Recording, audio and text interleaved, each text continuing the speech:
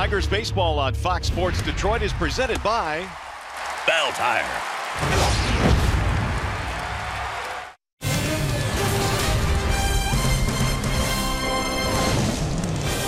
Tigers fans are getting a glimpse of the future this month. Jeimer Candelario is showing that he definitely belongs in the big leagues. 13 games with the Tigers, a .356 batting average, including his first homer as a Tiger yesterday. Great night for baseball tonight. Tigers-White Sox in Game 2. Hi again, everyone, and welcome to Tigers Baseball. Mario and Pemba, Kirk Gibson, glad to have you with us here for Game 2 in the series. Tigers trying to bounce back after a rough day yesterday, but part of the good news, Skibby, Jeimer Candelario, he is showing now he's going to be a pretty good big league ball player. Well, it's looking good since he's come over in the trade. As you said, hitting .356 coming over with the Tigers. Got to like his bat. The fact that he's a switch hitter, even better. Seems to have a good swing from the left and the right side. More pop from the left side. Defensively, great. Good pre-pitch, good rhythm. He's got good feet. That's why you see the accurate throws. And didn't he start a triple play? And that's because Ian Kinsler whistled over to him and told him, and he had the wherewithal to remember that, and the play happened in front of him. It was important for him to have a good start, and he's on his way. All right, how about these White Sox? Young team, obviously, they're in a rebuild as well, but the middle of their lineup, a good portion of the 25 hits they had yesterday. You said it, 25 hits. The middle, Abreu, Garcia, and Davison, 12 of those hits last night, lots of damage. Look at the averages against the Tigers this year. Lots of home runs, RBIs. They use the Tigers are going to have to deal a little bit differently tonight with these guys. We were talking about throwing the ball inside for a while now, and Anibal Sanchez is going to have to switch it up a little bit. He's going to have to use both sides of his plate, all of his pitches, and they're going to have to not only deal with this, but that whole White Sox lineup. All right, Game 2 in the series just minutes away. After a short break, we'll send you down to the Coliseum Studios, check in with Mickey York. It's up to Anibal Sanchez tonight to slow down those White Sox bats. Stay with us. Tigers Sox Game 2 next.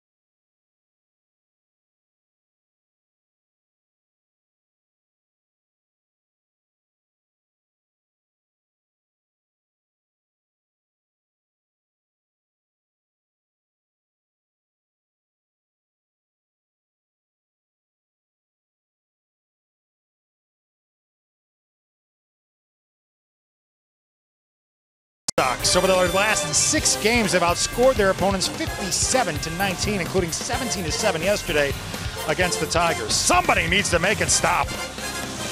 Hi, everybody. Mickey York back with you here in the Coliseum Studio. Game 2 of this 4-game series between the Tigers and the White Sox coming up shortly. Anibal Sanchez will try to be that somebody that slows the Sox roll. At the very least, he'd appreciate the run support the Tigers were able to produce here yesterday afternoon. 7 runs, including 4 home runs, and one of those belonged to Nicholas Castellanos. His 22nd of the season helped extend his hitting streak to 11 games, and he's now just the 7th Tiger in franchise history to have 30 doubles, 10 triples, and at least 20 home runs in a season. Hopefully more where that came from tonight. Tigers baseball on Fox Sports Detroit is brought to you by Comerica Bank, a part of Detroit and the community since 1849. Chrysler, get great deals on Chrysler's entire lineup of family-friendly vehicles. And by Kroger, with low prices and weekly deals, saving is easy at Kroger.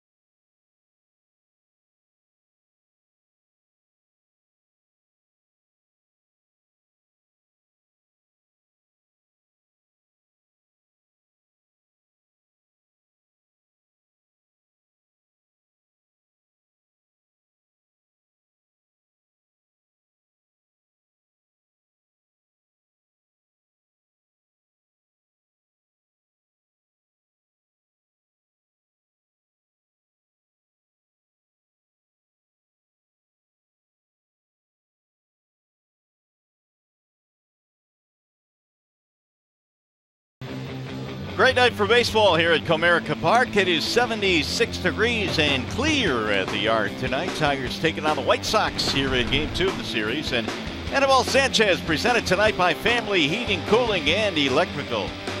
Making his 25th appearance overall, 14th start of the season. Suffered the loss in his last start at Toronto. Anibal's had a tough go as of late. He pulled a hammy, and then he took one off the calf and shortened starts, but he's fresh and ready to go tonight. He's got the fastball change, curveball, slider, and a cutter. Here's the starting lineup he will face tonight, presented by your Metro Detroit Chevy dealers. It'll be Yolmer Sanchez leading it off for the Sox, then Moncada and Abreu. Garcia, Delmonico, and Davidson in the middle of the lineup this evening. Anderson, Smith, and Engel rounded out for Rick Renteria. And we are ready for baseball this evening. Sanchez set to go to work as Yolmer Sanchez steps in. Here we go. First pitch is popped up. Third base side, Candelario in foul ground is waiting, and one pitch, one out.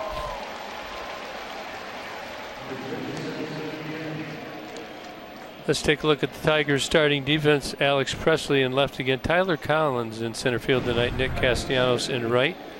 Jamer at third. Miggy at first. Iglesias and Kinsler up the middle. James McCann is catching out of ball. Sanchez.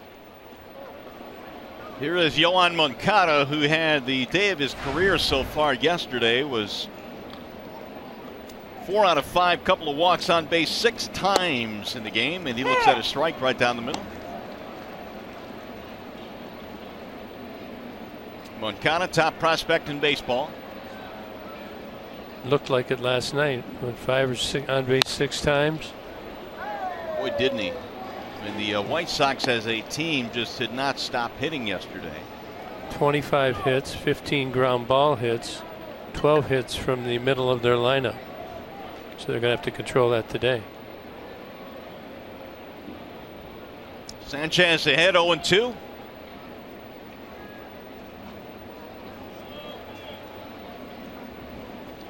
And he'll miss outside. 1 ball and 2 strikes on Moncada. There you see it. Most by any major league team since 2013. That was also the Sox versus the Tigers.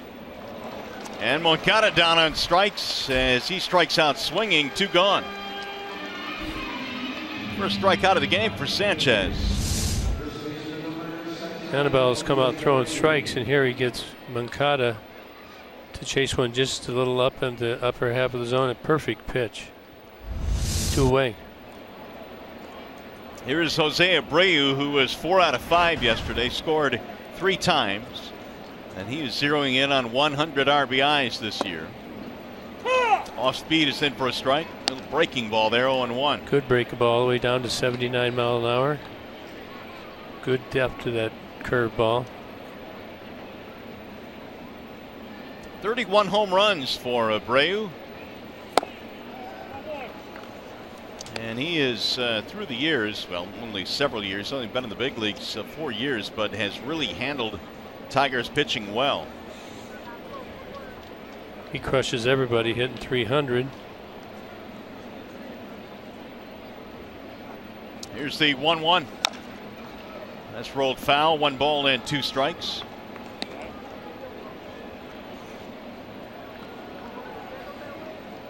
Oh, you can look at Absel Garcia. I mean, he's right here behind. He's getting them just about over the line. Some pitchers don't like that. You can see the over to the right of him there is the on-deck circle, which he's supposed to be in. Bouncing ball to second. 1 step to his right, Kinsler. Abreu is out, and a good start for Sanchez. A 1-2-3 first inning.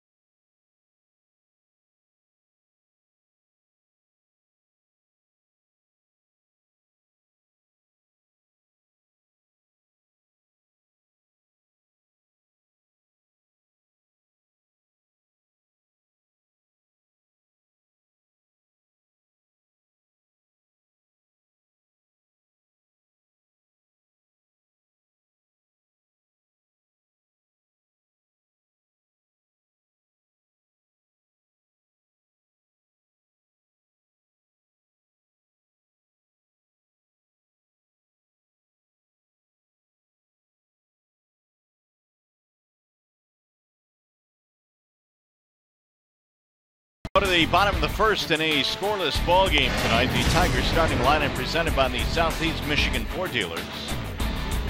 Ian Kinsler leads it off. He'll play second base, then Presley and Cabrera. You got Castellanos, Candelario, and McCann in the middle. Collins gets the call in center. Mikey back in the lineup tonight. Matuk DHing, and then Iglesias. FGM Grand Detroit presents Carson Fulmer. 5th appearance, 3rd start, so that's 2 appearances out of the bullpen. He threw very well out of the bullpen. From Vanderbilt, fastball 93, 94. However, he's been throwing a little tick above that. Got a little cutter, 2-seamer, sneaky. He's got a short, quick arm. He has added a change. Ian leads it off and looks at ball 1. Kinsler was 1 for 5 yesterday, a late home run in the game. His 18th of the year.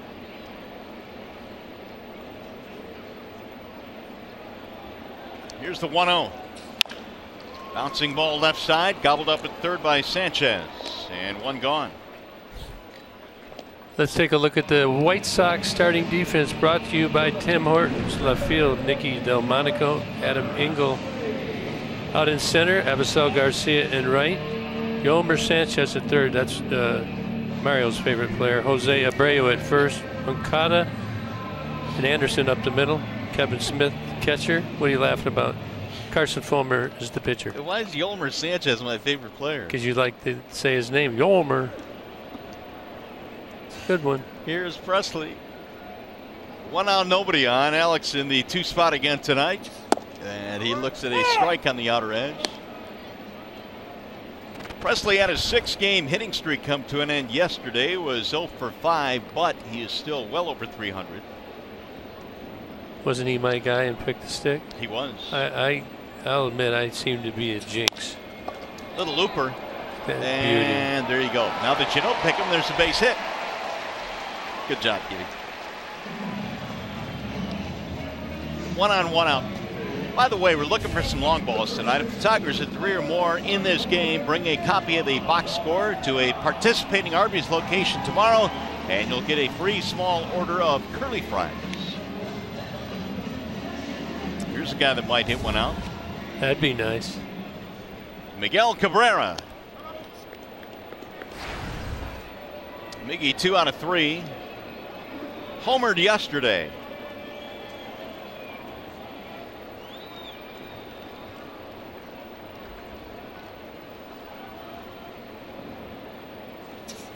Fulmer delivers a ball low, just missed 1-0. Carson is 23 years old, born in Lakeland, Florida. Went to high school there. He is 6'3", 195. He's got to like the Tigers if he's from Lakeland. He's probably watched them plenty when he was growing up. I would think so. He attended high school just 13 miles from Joker Marchant Stadium. The 1-0 pitch. 2-0. Little 2-seamer right there in the 1-0 count. Now, as a hitter, you're thinking, no, he's going to give me a fastball here, 2-0, but more and more you're seeing that's not the case. So if you're Miggy, you want to look up in the zone. In case it's a breaker, you can still handle it. Coming in. Drill to center field. Engel cruising over to make the catch. But he got that just off the end. 2 gone here. Time for the Bernstein advantage. And Nicholas Castellanos has 30 doubles, 10 triples, and at least 20 homers. One of 2 players this year. The other is Charlie Blackmon of the Rockies. And Curtis Granderson did it in 2007. He's had a good year and he's only getting better, and I think he's much relaxed since he's moved out to right field. In fact, he embraced the change, and I think he's starting to figure things out at the plate. More consistency. 11-game hitting streak now for Castellanos, which matches his career high.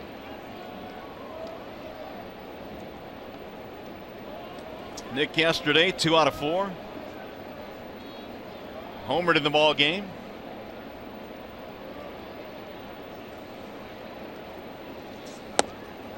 Bender drops in for a strike on the outer edge. He's becoming a very good breaking ball hitter because he sees a lot.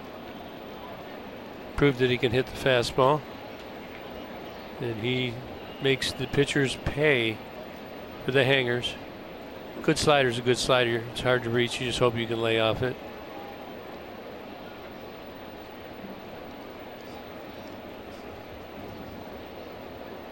Here's the 0-1. That'll sail outside. 1 ball, 1 strike on Castellanos. Little cutter right there. Good eye by Nick. 22 home runs for the Tigers right fielder.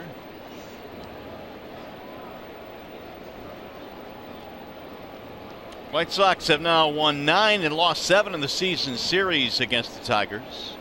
So Tigers have to win tonight and tomorrow to push it. That's fouled back out of play. The Tigers have to win the final 3, otherwise they will lose the season series to the White Sox for the first time since 2008. They have had Chicago's number. What is it, 19 games? 19 games. 19 games they play within their division, every team. It's quite a few meetings. Yeah, by this time of the year, you know your opponent within the division quite well. Now Fulmer with the 1-2. Fouled away. Good spoil there by Nick on the outer edge.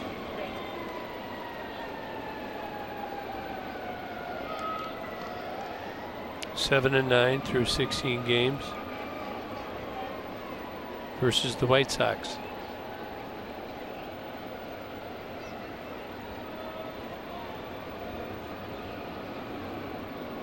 Nick waiting on a 1-2 offering. Tigers batting here in the first. A single by Presley.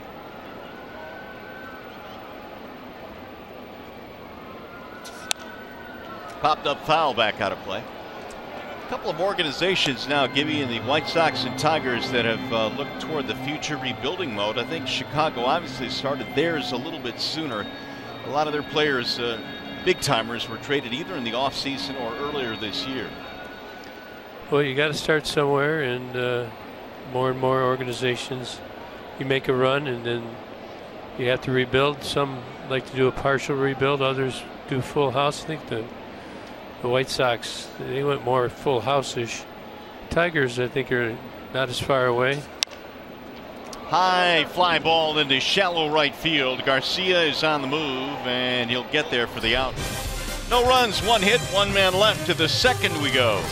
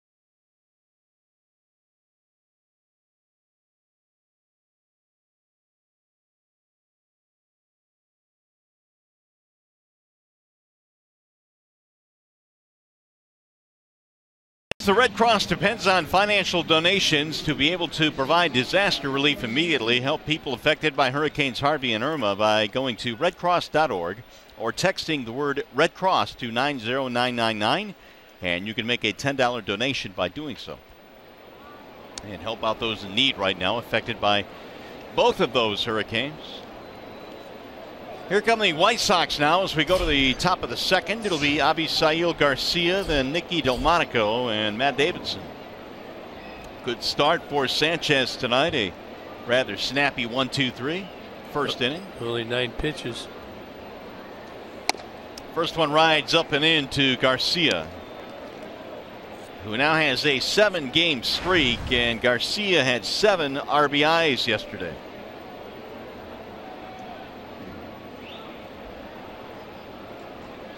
The 1-0. 2 balls to no strikes. Did you ever have a 7 RBI day that you can remember? Not that I can remember. Things were going good. Everybody's getting hits. Even when they got the ground balls, the Tigers that they needed, they found holes. It's one of those days, and it's just best to forget it and move on to today. Nice 2-0 pitch there. Something off speed. Garcia is pretty aggressive. He can be pitched to. He's got to move it around. Try and stay in up counts. 2-2 now on Garcia.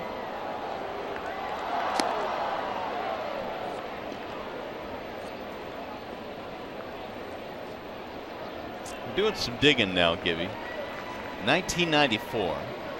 No. At the Big A in Anaheim. I did? 2 home runs, 7 RBIs. No, nothing that I remembered. How could you not remember a 7 RBI game? I remember those World Series ring games. That's what I remember. Ah, okay. Sorry. But you had to remember something. All right, tell me who you hit the home runs against. Do you remember that? Must have been McCaskill, because I owned him. Okay. Is that one of them? We'll check that.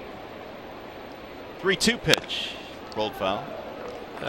I had to hit almost 400 off him in my I think it was McCaskill. Kirk McCaskill, really? Mm-hmm.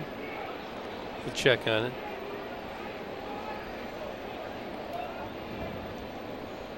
(3-2) on Garcia here as we play in the second. It'll be followed by Delmonico. So Garcia, he's a swinger. He likes to swing well over the league average. The Chopper to third. In and out of the zone. There, he got it. Candelario throws him out, 1 gone. Craig Lefferts. Craig Lefferts was the first guy, and Mike Butcher was the second guy. The pitching coach for the Diamondbacks? Coach. That's right. Didn't remember that. So, I remember going out to the Big A because there's a lot of Tiger fans out there. You know, a lot of people have transplanted out too. Right. It was like, I couldn't believe how many fans were there. It was like being at home. Warm, nice short grass, different type of field, very quick. Lost a few in the sun out there, though. I do remember that.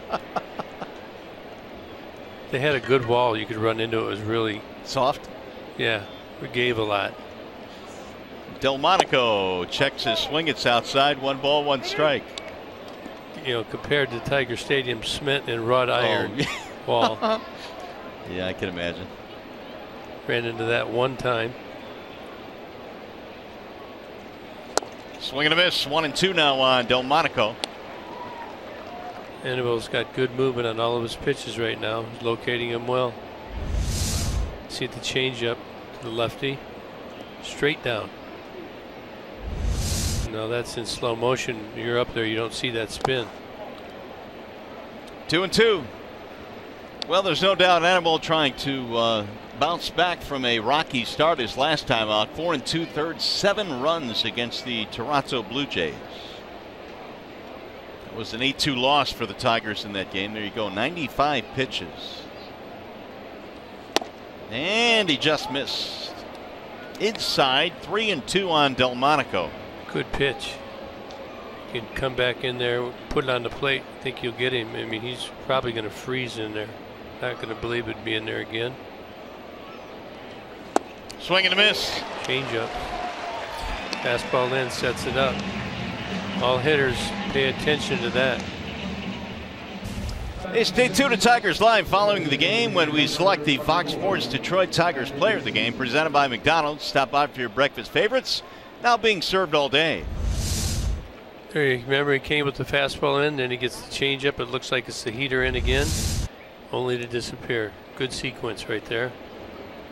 Good call by McCann and good execution by Sanchez. 5 up, 5 down so far against Annabelle as he faces Matt Davidson here, who also had a big day yesterday. 3 for 5, 3 RBI. He's had a 2-bagger. 2-0. 2-bagger, huh? 2-bagger, double. 3-bagger would be a triple. 4-bagger, homer. What's a no-bagger? Strikeout. Could be a ground out. Could be a ground out, yeah. That's outside, 3-0.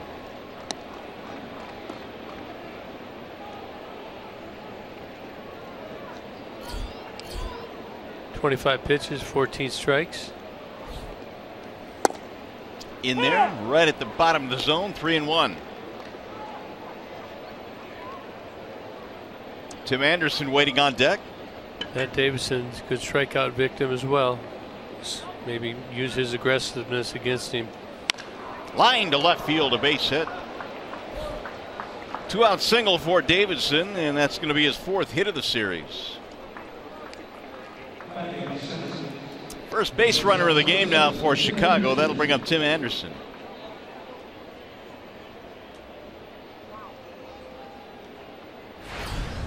One of the things the Tigers have struggled with in this little stretch they've been on now is the fact that their starting pitcher has thrown a lot of first inning pitches, which has really put the bullpen on high alert. It was good to see Sanchez with a 9-pitch first.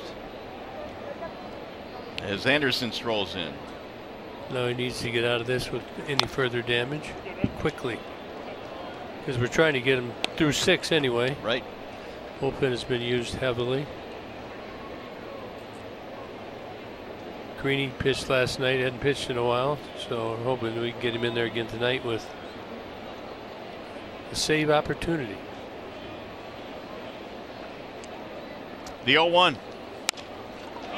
Little looper, shallow center field. It's going to drop, base hit. Davidson will hold at second base, and back-to-back singles now for Chicago. That'll be a 7-game hitting streak for Anderson. Well, this ball was not hit hard. Gets in on the label. Good pitch by Sanchez. But Tim Anderson just fisted out there. A lot of spin on that pitch. Tyler Collins there with a good heads up on that bounce. I mentioned yesterday the White Sox had 25 hits. 21 of them were singles. And they have 2 more here tonight. Kevin Smith stands in. He was 2 out of 5 in the opener. He's going to be looking for that fastball right here. Wrinkle. Strike call.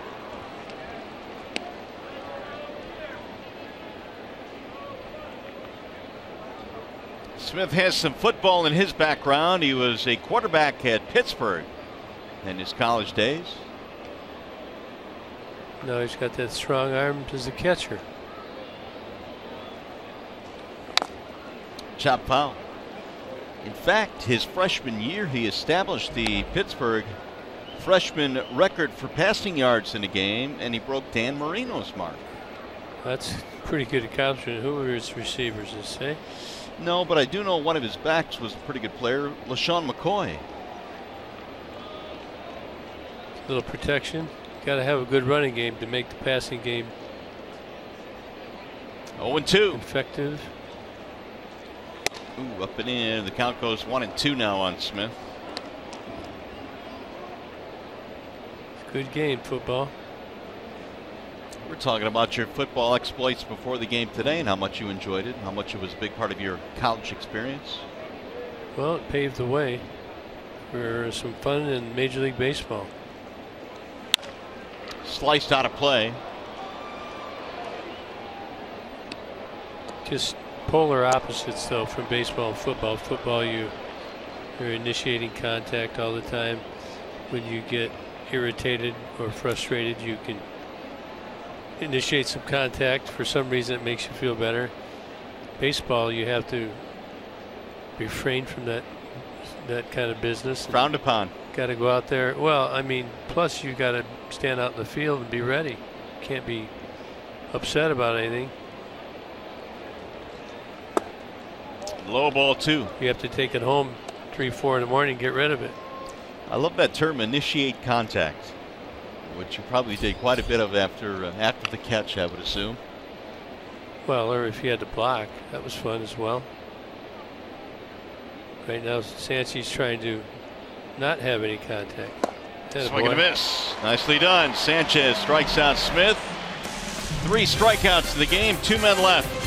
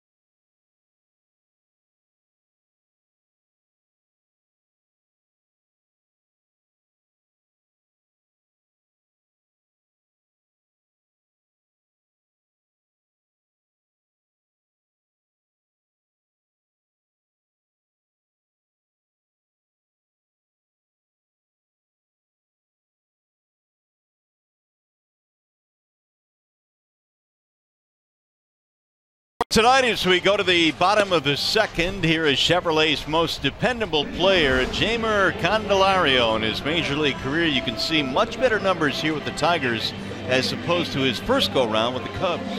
I always talk about having the first go-round, go back to the minors. You usually feel much better coming back. You're not as starstruck. You understand the stadiums, the travel, the whole itinerary, the pitching, and you also feel much more comfortable in the field, and he's been good. Hopefully he can continue to build and finish strong, but we talked about it in the open, how important it is to get off to a good start. If you're in the Tigers, this is what you're hoping for. But I think Jeimer's talking about one thing that's different for him. He's playing every day in the big leagues, and he talks about being able to start to slow the game down. That's his terminology. We can all understand that. They've got him play to pull. Candelario looks at a strike, 1-1. Slowing the game down, I think that's always the key for anybody that gets to the big leagues the first time, and it can be so difficult to do, I would think. It's just what it means is you have energy within your body. You know, when you're squeezing the bat too tight, you're ready to jump out of the batter's box, you're jumping at the ball, which actually does not allow you to be quick and as powerful as you might think it does. When you swing that way, it's actually defeating. But you just have to find a way somehow to feel relaxed, stay patient. He's up in a 2-1 count here. Got to see it up and barrel. Went around, strike called, 2-2. So that's that dirty major league pitching right there. 2-1. He's looking for a fastball.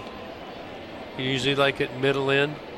This is pretty good design. This looks like it's a heater middle in, and then just disappears on him. So now you got to shorten up. 2 strikes. Can't be so big. Same thing this time. He missed inside, and the count goes 3-2. Fulmer entered the season as the 5th-ranked prospect in the Sox system, which obviously has been really fortified with all the trades they've made. Sliced on the ground to the third base side, and Candelario's out by a step. Here's our big story. Last night the Indians did it again in dramatic fashion. Lindor doubled with 2 outs in the 9th to tie the game.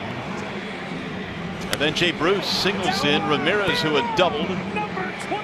How about that? 22 games win streak. And every time you see Jay Bruce do something good, I promise you it'll be out over the plate.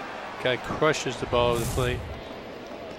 He takes advantage if you make that mistake, and he did last night. Indians get the win, 22 in a row. The Indians were down to their final strike in that game before Lindor tied it up. McCann showing bunt, looks at a strike.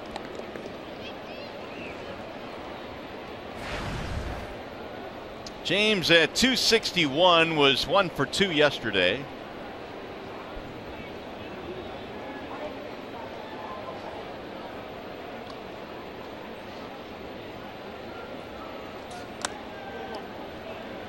One positive I think he will take is the strong second half that he has had at the All-Star break this year. James was a little bit over 200 in the average column.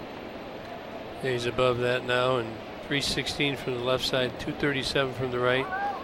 He can master that right side a little better, and he's got the job that'll let him settle in, continue to build on his ability. Really, James took off just a little bit before the All-Star break. 317 since July the 1st.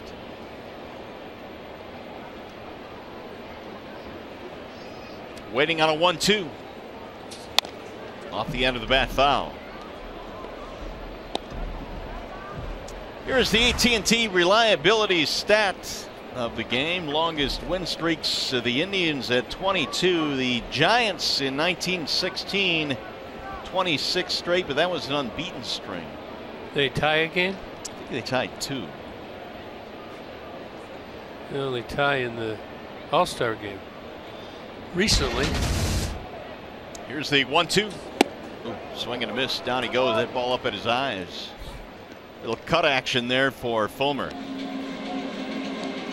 First strikeout of the ball game for the Sox right-hander. Just looking at James.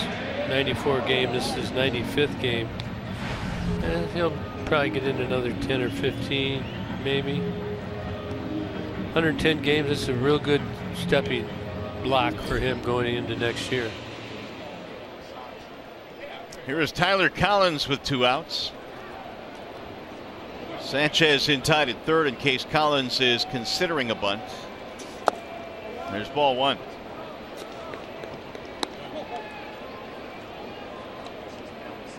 Fulmer at 25 pitches.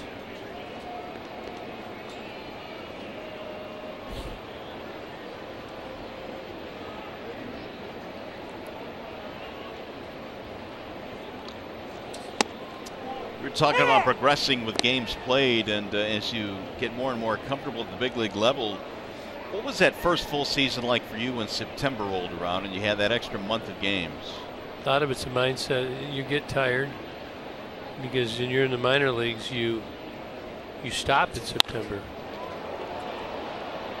Yeah, and all of a sudden you've got 30 more games to play. You got 30 more, and if you're in the playoffs, 12 on top of that. But the season extends. But it's you know you've got that far to go, and you just find a way. Just get out of bed, do your thing, get good nutrition. Good exercise, preparation. Good call right there by Chris Segal, the home plate umpire. Smith held it there, did not get the call though.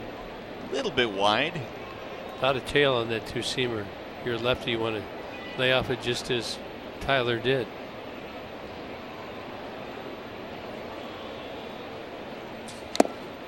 Foul tip and into the glove for strike 3. Collins is out of there. Second strikeout of the ball game for Fulmer.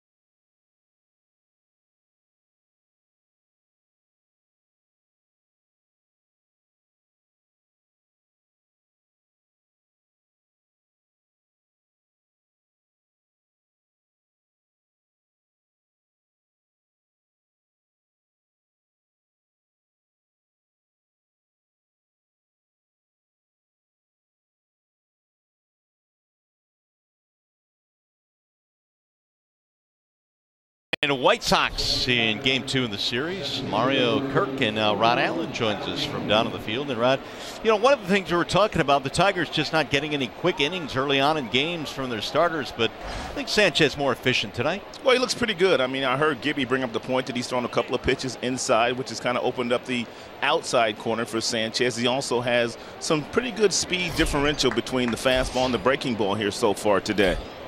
Yeah, 35 pitches so far going into this inning, 7 inside, 1 in the first, 6 in the second. So I think they've tried to make an adjustment and move it around a little bit, which they should. Adam Engel leading things off here in the third, a wave and a miss, 0-2. I also love the fact that Sanchez has started several of these hitters off with that really nice little slow breaking ball, and he's been able to throw it over the plate for strike 1. Yeah, good depth on it, huh, Ron? Absolutely. And for a strike. Engel waits on an 0-2. Down he goes. McCann will throw down. That'll complete the strikeout. 1 gone. I also have loved the fact that Sanchez has thrown a couple of fastballs inside here today, which the Tigers didn't do a very good job of yesterday. And Chad Bell admitted as much. He says he only threw 3 pitches inside of the 75. And you can see the White Sox on just about every one of those hits they got yesterday. Guys were looking away. Guys were diving out over the heart of the plate. And several hits right back through the box. They had no fear of the inside pitch. Every now and then, you must show the opposing team that you will go inside to keep them off your really good breaking balls and change-ups away when you do make a quality pitch. Strike 1 on Yolmer Sanchez. And we were talking about the 25 hits, 15 of them on the ground, which is, that's what you want your pitchers to do, because you want to clean those up. And the Tigers, part of it is positioning, part of it is the pitch, and part of it is the shifting. And I remember way back in the 80s, you remember Roger Craig, Rod? I know you do, because absolutely. we played for him. He was our pitching coach. So he goes down as well. And Roger always used to tell his pitchers, we're going to move the outfielders. You see Sanchez going up top again. We're going to move the outfielders and we're going to move the infielders based on where you locate. And Sanchez is putting the ball up, down, in and out with great location tonight so far. Here is Moncada.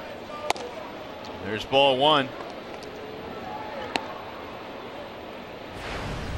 No runs, 2 hits for Chicago. No runs, 1 hit for the Tigers.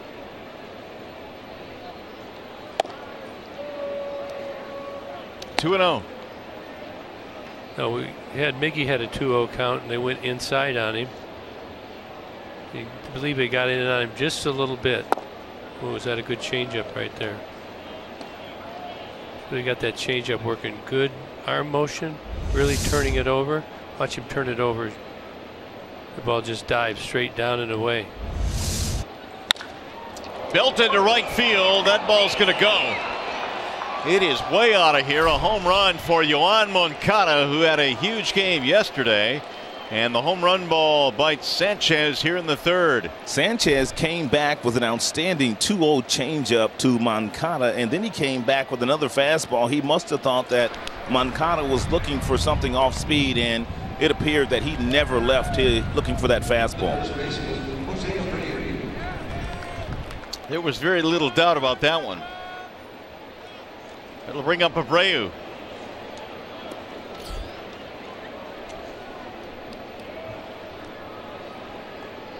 Sanchez now has allowed 26 home runs.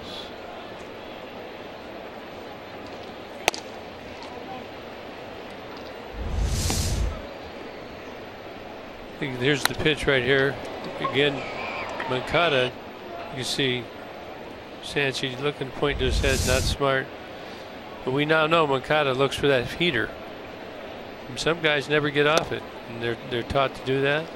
Don't know for sure, but I'm thinking that Sanchez, judging by his motions after giving up the homer, must have thought that he probably should have went to a different pitch there after getting the swing and miss on the 2-0 changeup. Abreu is 0 for 1. Yeah, just the fastball down, not kind of out over the plate. Moncada did not miss.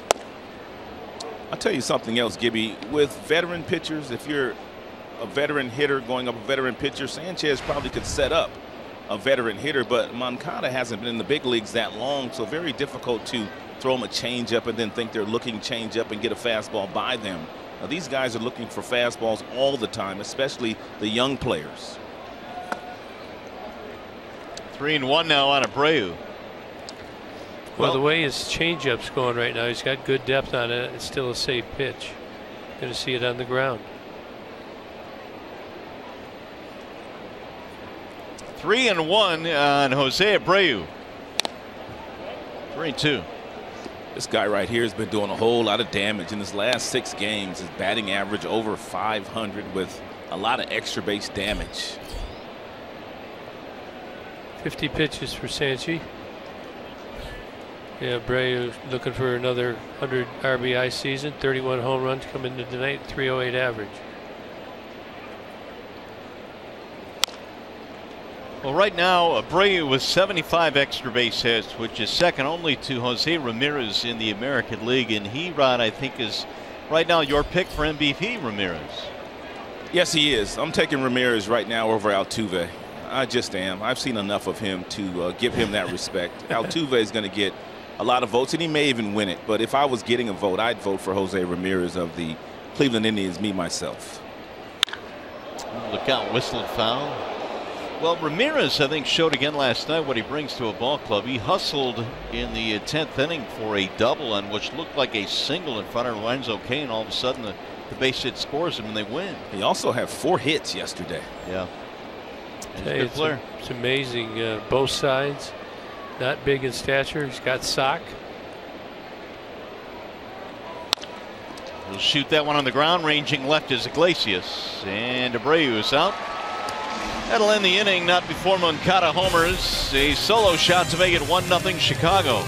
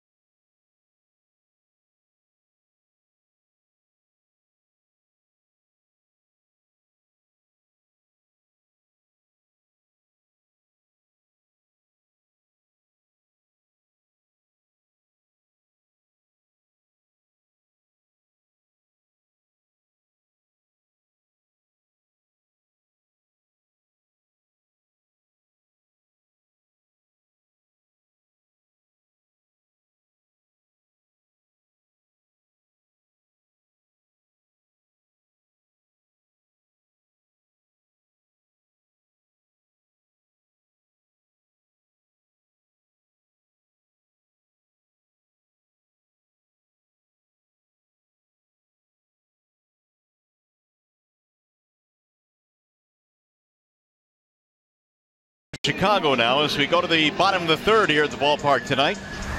And Menards brings you the big money encounter. Want to check out what's happening down in Lakeland with the Flying Tigers. Their season is over. Well, not a lot of offense. You can see by the numbers. Pitching was pretty good. Third in the Florida State League at the team ERA. Fewest home runs allowed. That's high A, the Florida State League. And of course, those youngsters will try and move up to Double A next year. Get on in here to Detroit. Fulmer back at the hill now as Matuk leads it off. Goes A, A+, Double A, Triple A, bigs.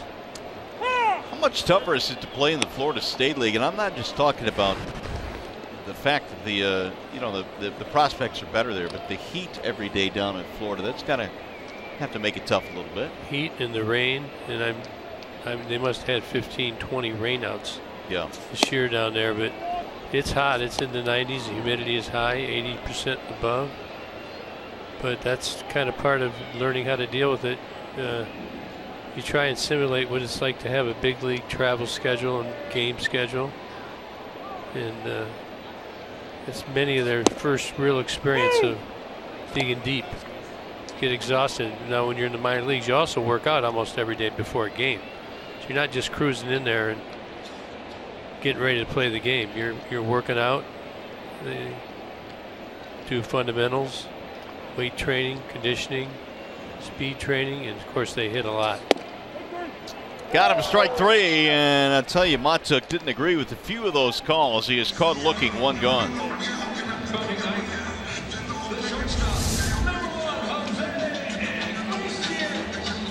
Good swing back, 2-seamer right there by Fulmer. Tell you something else, guys, that the guys in the Florida State League have going for them is the fact that they play in Major League spring training facilities. So the facilities are top notch, and the fields that they usually play on are really good manicured fields. So they get a chance to experience the game in a different level than some of your other minor league cities, other like minor league leagues. Here's Iglesias, and he rolls it foul. I think the minor leagues, period, whether it's A-ball, AA, AAA, even the short season now, the facilities are so much better than they were 10, 20 years ago. Yeah, Great point.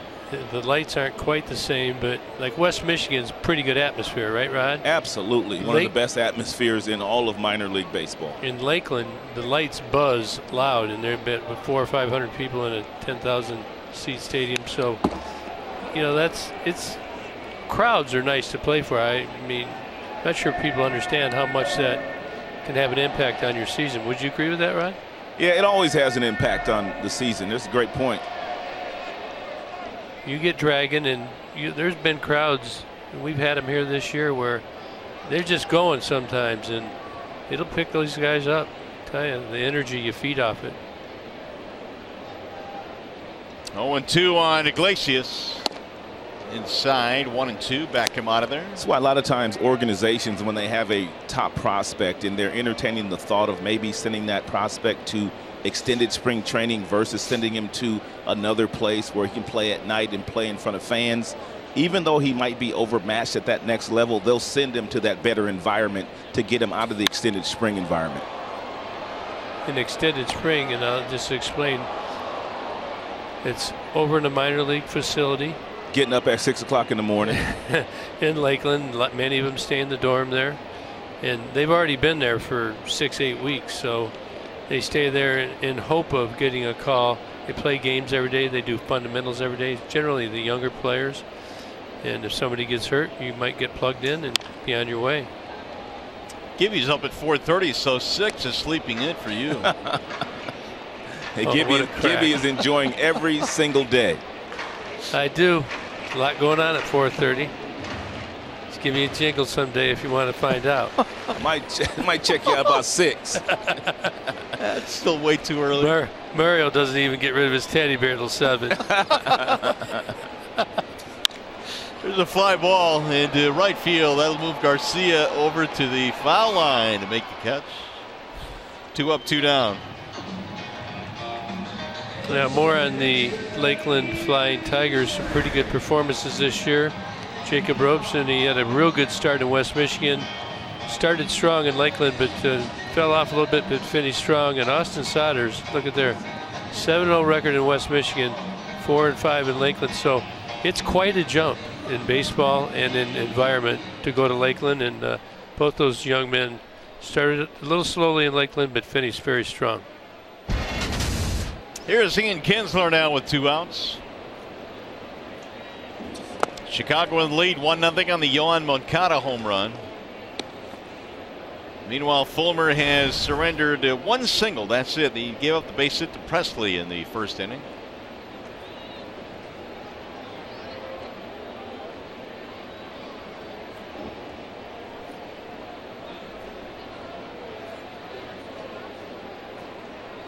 Here's the 1-0 pitch. Popped up. Shallow right field. Might be a tough play. Abreu in foul ground. Man, nice play by the first baseman. 1, 2, 3 go the Tigers.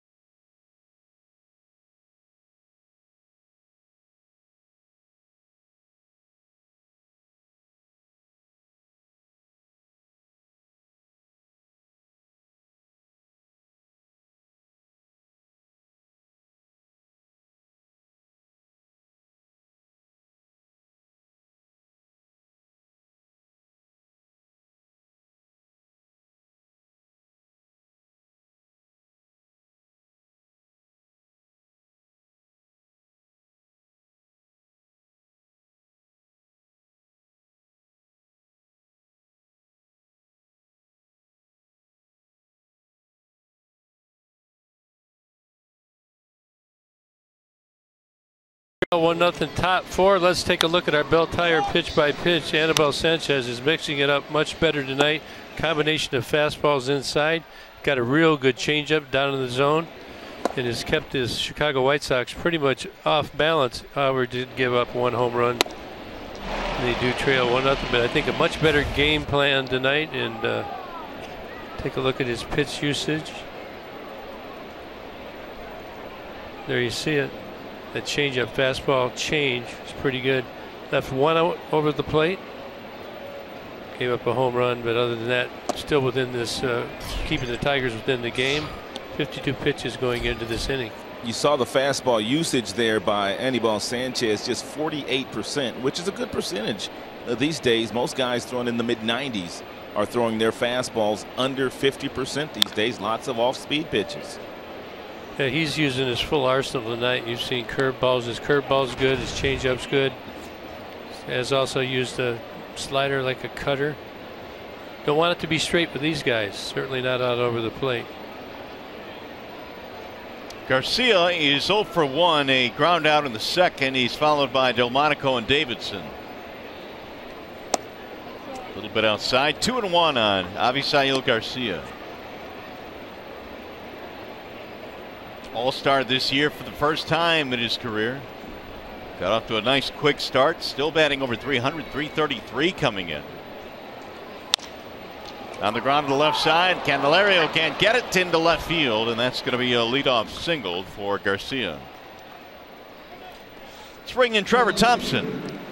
Well, guys, inside the Tigers clubhouse, they were calling it the story that wouldn't die, and that was umpire Quinn Wolcott getting hit in the neck by Buck Farmer's fastball the other day. The conspiracy theory went that Buck Farmer and John Hicks conspired to move out of the way so that ball could hit Wolcott. But today, Chief Baseball Operations man Joe Torre said that baseball had investigated this fully, and they found that the Tigers did not have any intent behind that, and there will be no punishment, to the relief of the guys inside the clubhouse. And Brad Osma said they thought that all along, and really glad to just have this behind them, guys. I would agree with that, Trevor. It's kind of unfortunate they even had to investigate it. There's John Hicks, who was the catcher involved. McCann had been thrown out of the game at that time. That's serious stuff there. I mean, you're talking about two of the nicer guys in the game, in Buck Farmer and John Hicks. That'd take guts to do that, though. I mean, that's almost criminal. You'd be in big trouble. You'd certainly be a disgrace to Major League Baseball and your teammates and your fans. And that it looked bad. We'll all agree with that, but that's way out there. And I think Brad said absolutely no way that would happen. And John Hicks told me as well that he had just come into the game as a replacement. There had only been a couple of pitches thrown. He hadn't even had time to go to the mound and talk to Farmer, so there was really no time to even devise a plan to do that if they even wanted to. So these guys really, from the beginning, maintained that that was not the case, and they're glad that they're all exonerated today. Here's the 1-1 pitch, bouncing ball right side. Kinsler fires to second one. Iggy relay double play. Delmonico bounces into the 4-6-3. You know, another part of that story is what happened in Boston with the sign stealing. You look around, and as you see the double play right here, Taylor made good pitch, good turn, but guys are changing their signs more because people are stealing signs, and that's with nobody on. You can watch Kevin Smith tonight. He's doing it with nobody on. They're changing signs. They do it with various signs. They tug on their chest protector, their mask, where they touch first or second. So you can see how that could happen. Here's Matt Davidson. I mean, it's to the point now you'll even see a pitching coach go out to the mound, and even as he's talking to his starting pitcher and or catcher, he will now cover his mouth as well. With all the cameras, they have taken extra precaution to make sure that nobody can read the lips and steal some signs. We haven't talked about that, Rod. Is that pretty crazy the way that they did that over there in Boston?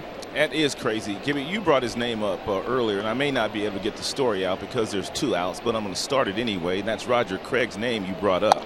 And the fact that back in '84, it took him about 2 innings to steal the signs for Sparky Anderson. he would have the opposing team's signs after 2 innings, and he would do it visibly. Now you got guys using Apple Watches and all kinds of things to try to steal the other team's signs. Now, I remember Roger, he'd make, if you weren't playing, I sat right next to him. He'd have you up there. He'd say, get on up here. He'd try to teach us all how to get him. He'd tell Sparky, I can't get him, Sparky. He's hiding from me. It was a 3-1. It's a strike, 3-2. I mean, that's good times, wasn't it? Think back at it now. I mean, that's where it used to be, Mario. I mean, you used to look in the other dugout, and you used to be able to watch whoever was around the manager decide if there was a decoy and whatnot. That was part of the beauty of the game back then. 3-2. What made Roger Craig so good? I mean, you talk about decoys. I mean, how do you, first of all, identify a decoy and then break the code? I don't really know. Gibby was there a lot longer than I was, and he spent a lot more time around Roger, but Roger was bright. I mean, Roger was an outstanding pitching coach, and Roger was a very good manager and better person than both of those titles I just gave you. Yeah, well, he used to say, you watch the bench coach, then he'd watch the manager, or vice versa, and then you tell him the signs that you saw. He'd put it all together. I mean, he could take 2 or 3 different sets of signs, and he would notice if somebody had a baseball in their hand or somebody turned and looked at somebody, because you can do it. You can have the hitting coach, you can have the starting pitcher tomorrow sitting on the bench give the sign.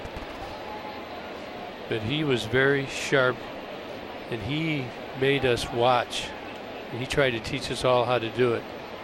And when you get the signs, you got to decide whether you want to use it or not, right?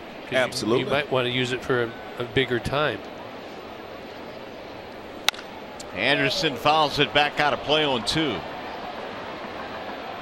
See, now you see Brad. Brad is going to relay some signs to James McCann in just a moment here, but the people around Brad, that doesn't mean that they could not be doing something with their hands or anything, and this goes on in any dugout, and they may be the one that's giving the sign to the catcher, not necessarily Brad. And the signs that he would give would be pitch out, throw over possibly.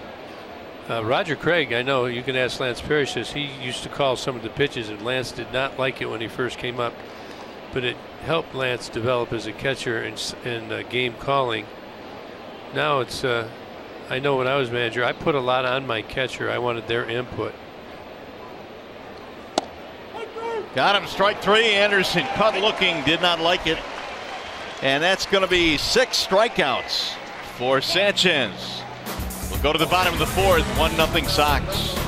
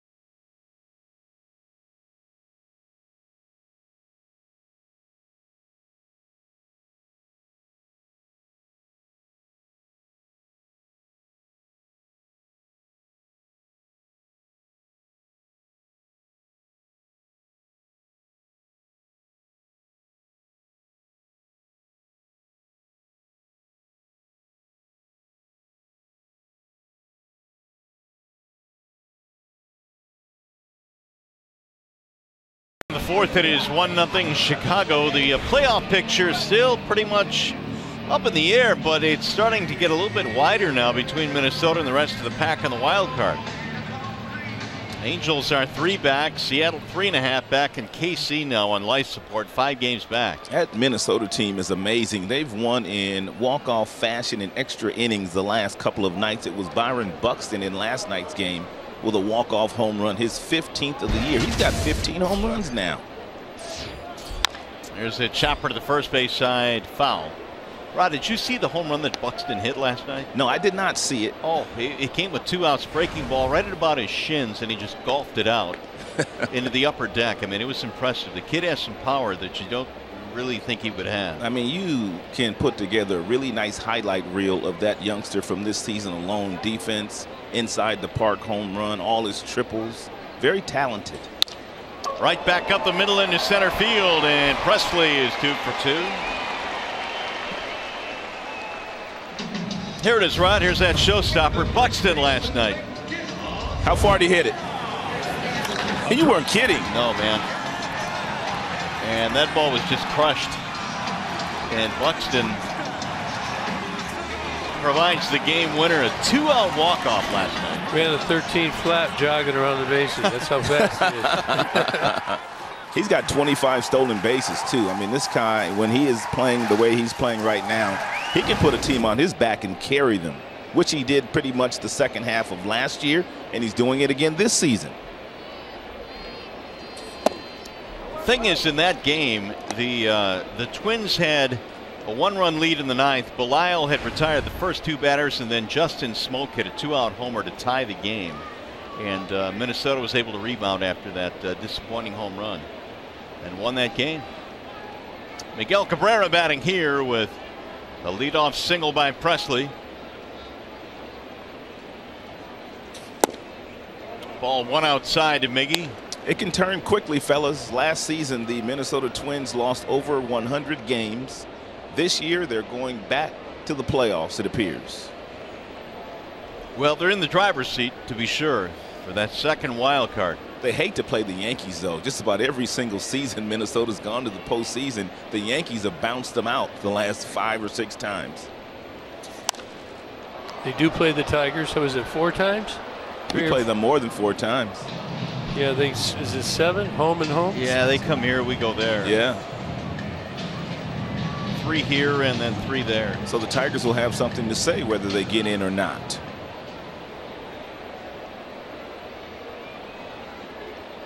One and 2 on Cabrera.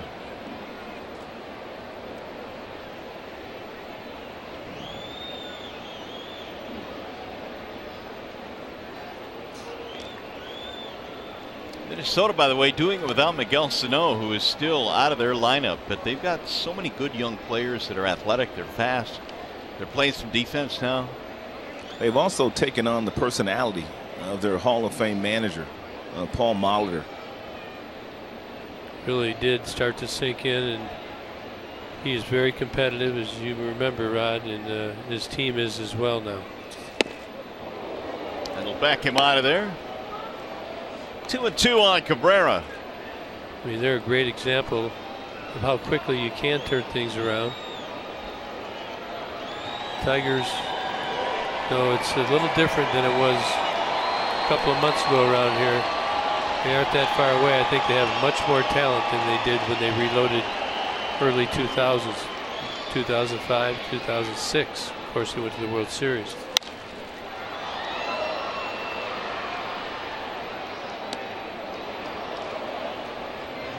Miguel lined the ball sharply to center field his first time up. He's 0 for 1.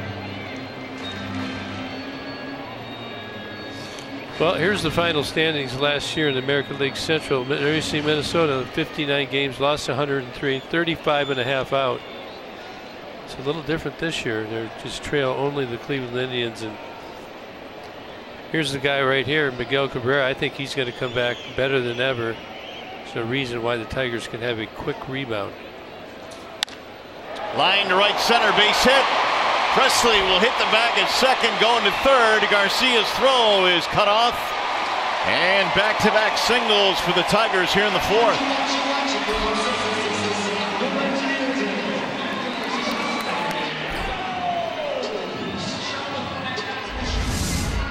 Miggy, pretty good job right here. Another breaking ball. He's really staying on those. Probably not hitting the fastball as good as he has in the past. Presley quickly around the third.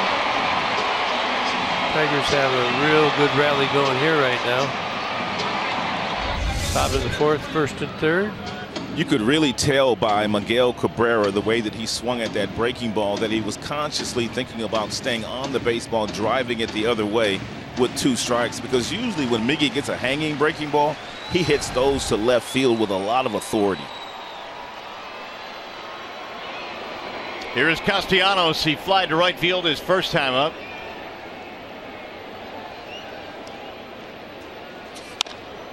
Grounded foul. And one more look at this Miguel Cabrera swing from the side. You can see visibly pulling those hands close to the body. He wants to recognize that pitch, and he laces it the other way.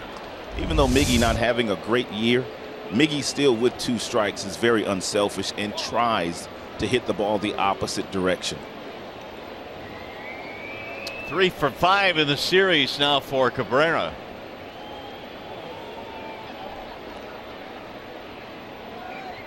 The 0-1. 0-2 on Castellanos. Fastball in, cutter away. Nick's going to see a lot of those. He's done very well this year on staying alive and hitting the mistakes, though. Strikeouts will go down as he develops even more as a hitter.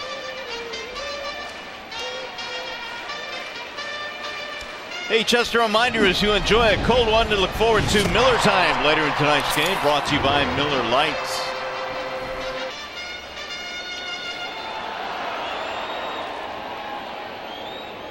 Nick batting .365 over his last 31 games.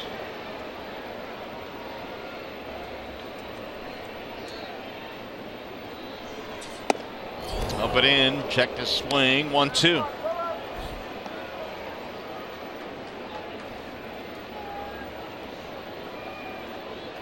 Well, again, ahead in the count, no balls and 2 strikes.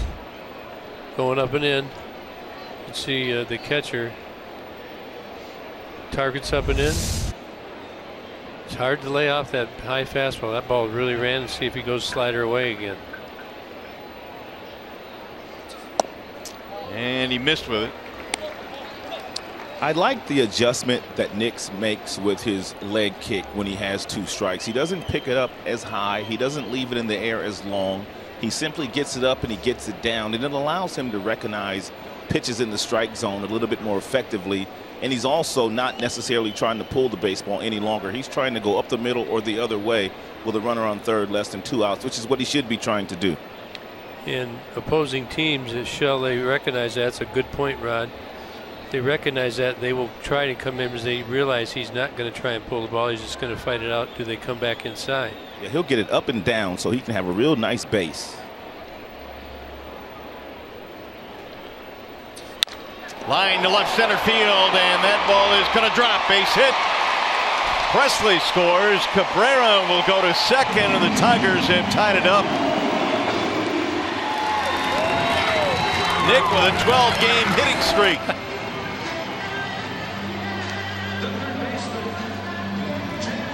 Perfectly done and perfect timing by Nick. Look at the front foot. See, he gets it up and he gets it right back down. Now he's got a nice waist transfer and drives in the first run of the evening for the Tigers. Nicholas Castellanos has been balling lately, fellas. That ball's off the plate almost, and he stays on it. Yeah, he has, Rod. I'll give you that. Gibby, you know a good run producer, when they're feeling as good as Nicholas Castellanos is feeling right now, when there's a runner on third base with less than 2 outs, even if that ball's 2 inches up, out, or in, they're going to try to drive that run in because they're feeling that confident right now. That's a done deal.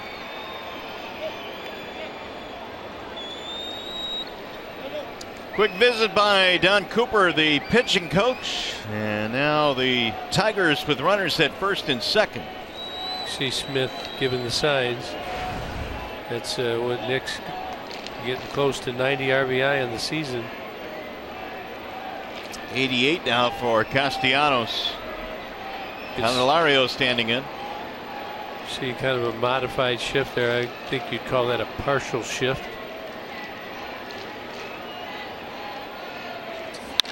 Jamer skies it in the air to center field. It's going to be playable there for Engel. And that'll be the first out of the inning. Got him on one pitch, one gone. Good aggressive swing there. Ball crowded him just a bit. But he looks good in all situations so far, Jamer Candelario. Here is McCann. Do you remember the process, Rod, when you just think of that at bat right there, put yourself in that situation? What are you thinking about right now? Well, you're thinking about the fact that you went up there and you were probably looking for that first pitch fastball where you weren't necessarily sold out on it, and therefore you allowed Fulmer to crowd you. And I thought he allowed him to crowd him a little bit, not by choice, but that ball did get in on Candelario just a little bit. And if you're going to swing at that first pitch, and it doesn't always happen this way, as a hitter, you want to tell yourself you're going to catch it out in front. You're going to pretty good swing on it. And part of that is maybe it looks like it's down the middle early. It could have a little cut on it, could have a little tail on it. The big leagues, they have a lot of movement on these pitches. That's why it's such a tough job to succeed at. Popped him up. McCann hits it sky high, first base side, and it's going to drop. I got it, you take it. Smith and Abreu both converge, and they both peeled off at the end. New life for McCann. That's a bad feeling there. Break for the Tigers. See if James can make him pay. That's what happens. You can see Smith is not comfortable and has not really found where he is. Abreu as well. Kind of nobody, don't think, really called it very loud, and it drops in between. It could be a huge break for the Tigers. It's probably Abreu's ball. If they could do it all over again, if Abreu could do it all over again, he simply would take charge there and make that play. It's an easier play for him, right? Absolutely. And that ball, though, Rod, from where you could see right here, that ball really moved on the way down.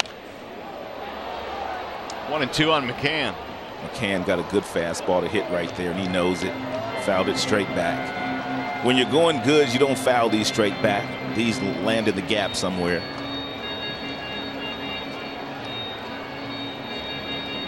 Got to go to that slider or cutter. Has that been his go-to pitch with 2 strikes? Well, he's thrown him a couple fastballs, and he's tried to crowd both hitters, Candelario and James.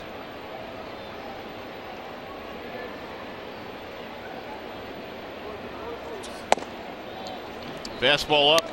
Went up top. Yeah, Fulmer had a lot of success in his last outing, his first start of the year against the San Francisco Gigantes. And he punched out 9, and he only gave up a handful of hits in that game, and he threw a lot of fastballs, guys. Lots of swings and misses. You like that on his fastball. The Gigantes, I love it. Here's the 2-2. In on his hand. That's a great foul piece there. And he's not going to change, I don't think, because he had so much success 5 days ago. He's going to probably pitch the same way today. Watch him pull his hands in right here. Just get a piece, spoil it. You're not even trying to put this ball into play. A few more fastballs. You can see that cutter's pretty prevalent. Second most used pitch. So he's basically throwing 80% fastballs here today. Combining the fastball and the cutter. And the cutter, correct.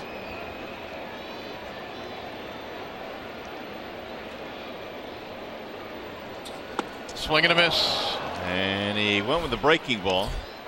McCann is out. Pretty good pitch to bat. James did a pretty good job of staying alive, but knew he's going to get to this, and that's hard to lay off of. Now you look on TV and you think, well, that's out of the zone, but that looks like it's in the zone when it leaves the hand. Especially on all the previous pitches at 93, 94, were all fastballs up, fastballs in, and then to make that pitch with 2 strikes. And sometimes you just have to tip your cap, and that's exactly what James McCann had to do there. So here is Collins now with 2 outs. Tyler fouls it away on 1. That start that Ron was talking about for Fulmer in his last outing, 6 innings, 3 hits, 1 run, and 9 strikeouts for the Giants. His only problem this year, and it was a problem for him in the minors as well, is he walked way too many batters. I mean, coming into this game tonight, he had walked 8 and 12 innings pitched, so that has been an issue for Fulmer. He has walked way too many this season. Really, the minor league numbers, not all that eye-catching for Fulmer. The 0-1. 7-9 this year at Charlotte. ERA north of 5.5.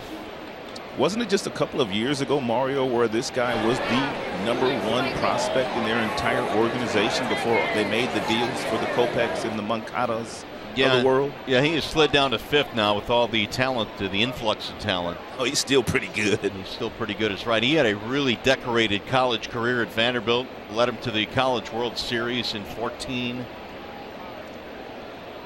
24-3. Oh, my goodness. He's, I think Vanderbilt's got the most players in the pros. Don't they have any college? They got a bunch of them. And most of them are pitchers, aren't they? Yeah, you got Price. Sonny Gray. Sonny Gray.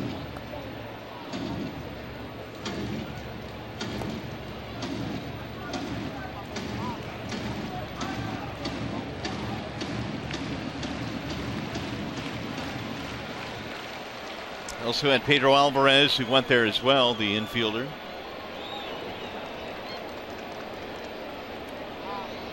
Two and one on Tyler Collins. Tigers trying to take the lead here. They've strung together 3 hits to tie this ball game. TC looking to finish strong here. He's had a tough season, up and down. Back up here getting some playing time. This is a big situation for him to come through. Out in front of it. And Mickey York's trying to move the foul line right there. Pick the stick. He's got TC, doesn't he? Yes, he did take Tyler today.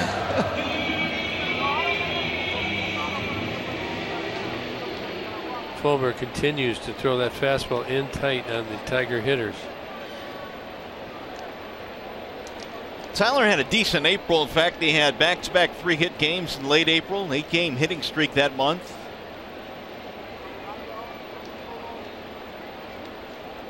Again, the 2-2. Fouled away. Crowd's into it. How many balls did you catch as a young kid when you came to the park, Mario? I remember catching 1. And I had to battle for it. No. This thing bounced around and I had to outmaneuver a bigger fella. I was get too down quick. underneath him? Oh, I went around him. He was none too happy either. Yeah. I just watched, we just saw one go in not too long ago, and I saw a little kid scrapping with an adult. And don't you give if you're an adult immediately? I would hope so. You pick it up and say, "Here, young man." Some do, some don't. I like the one where the guy gets it, then he gets booed by the crowd, and then he gives it away. Right. He's shamed.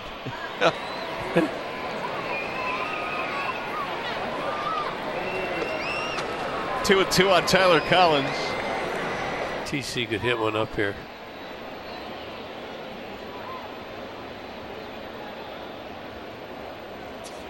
Swing and a miss. Struck him out. 5 punch-outs for Fulmer. Tigers will settle for 1 run. Rod, we'll see you in postgame. All right, fellas, take care. Thanks, Rod.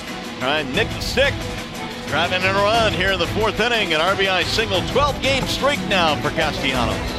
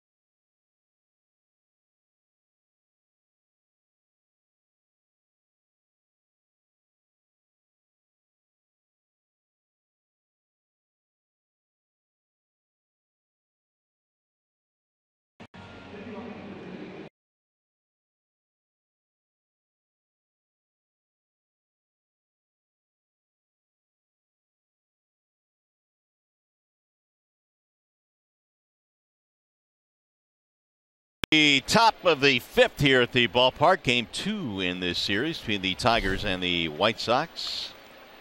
There's a big Tigers fan. Don't stop believing. She hasn't given up. Good a girl.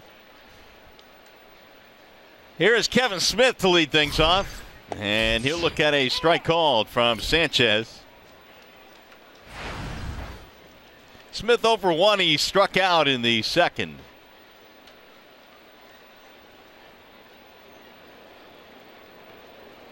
The only run that Sanchez has allowed in this game, the Moncada home run in the 3rd. Tigers have come back to tie it up.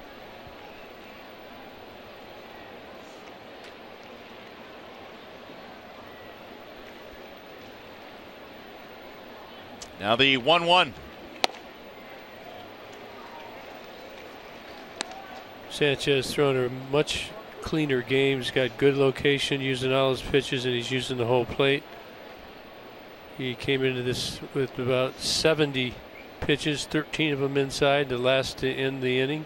And Tim Anderson came in on him. That's a fair ball down the right field line, banging up against the wall. Smith on his way to second, then puts on the brakes. And the Tigers got fortunate there because Castellanos misplayed it a bit, but he held up.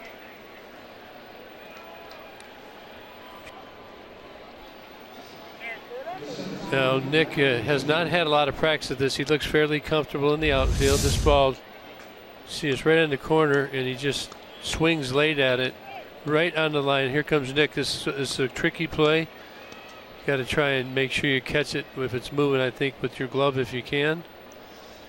Smith looks like he's going to go and then shuts her down. 10-game hitting streak now for Smith. There's a strike called on a check swing. 0-1 on Engel. The Sox now have 5 hits on the board. Single guy, you got to make sure he doesn't bunt. He's got great wheels. Chambers in on the corner there at 3rd. He went. Yep. It's Brian Gorman. The crew chief said he went around 0-2. Stormin Gorman. Didn't we have somebody kind of like that? Stormin Norman. Stormin right? Norman Cash. He's a great one. The 0-2. Swing and a miss. That didn't take long. Engel's out of there. Nice tailing fastball in on the hands. Like it.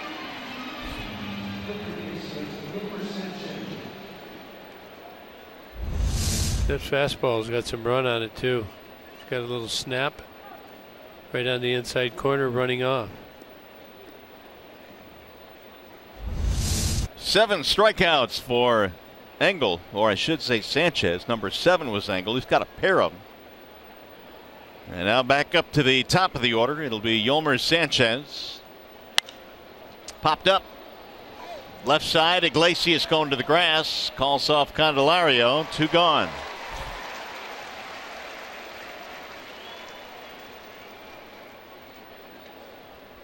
Well, Detroit Tigers season ticket holders, renew your season tickets now through October 6th to be eligible to win a 30 prizes in 30 days raffle and a chance to win a once-in-a-lifetime fan experience.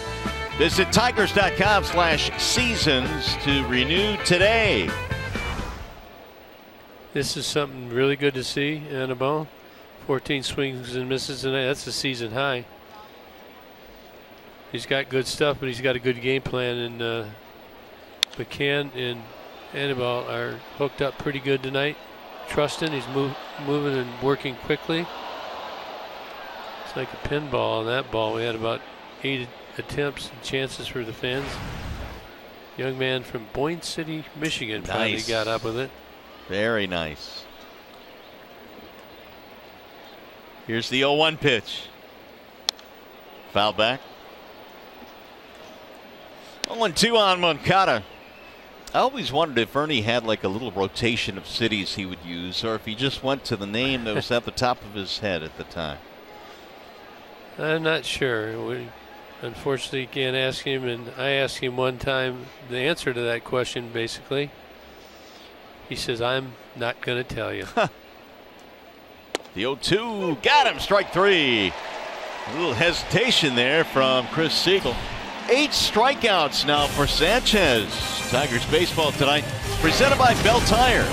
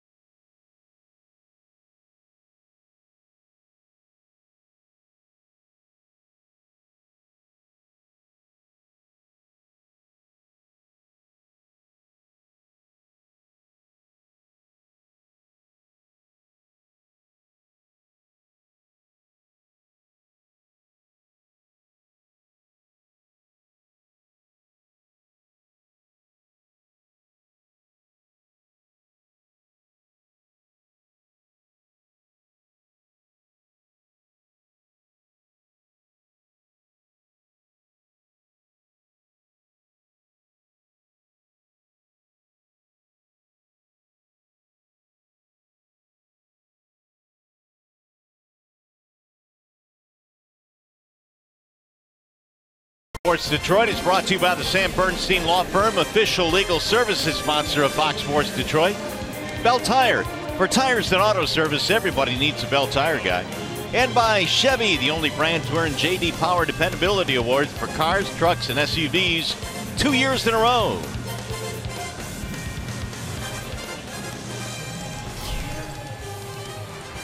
And it's a 1-1 ball game as we go to the bottom of the 5th. 5 hits for the Sox, 4 for the Tigers. It'll be Matuk to lead things off. Mikey, then Iglesias, then Kinsler.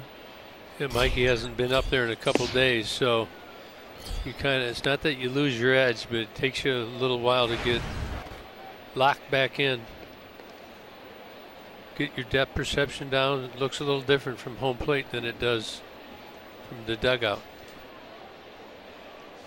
See, Kevin Smith continues to give signs off of his body. So he every time he touches something, it tells the pitcher what sign after that. See, there he goes. He keeps his legs close together. It'd be hard to see his signs. 2-1. Why would you do that with nobody on base? Well, because of things like the Red Sox. You want to be able to relay that.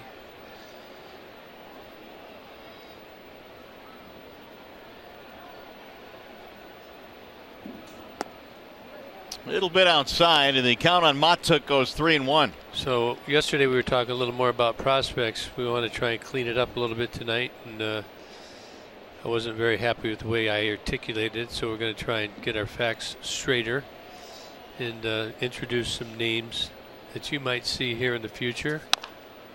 Ground ball to short. Anderson. Matuk is out. Not going to run hard. He's got that groin. So here we're going to look at everybody first. We can look around at the bullpen over here. See a pretty good stable of players, and starting pitchers are a lot as well. Outfielders up here at the top, and the catchers much deeper at the catcher position down here at the bottom. And we're going to talk about a couple of pitchers right here. A couple of starters that you might see. Bo Burrows started in Lakeland this year, moved up to Double-A, threw 135 innings So he would maybe be a guy who you can see at the end of next year. We also had Sandy Baez as well. He was in spring training with the Tigers. Actually did pretty good down there.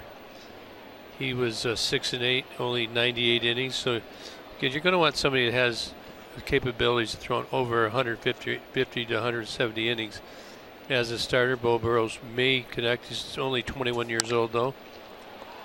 Nice play at third by Sanchez, who throws him out.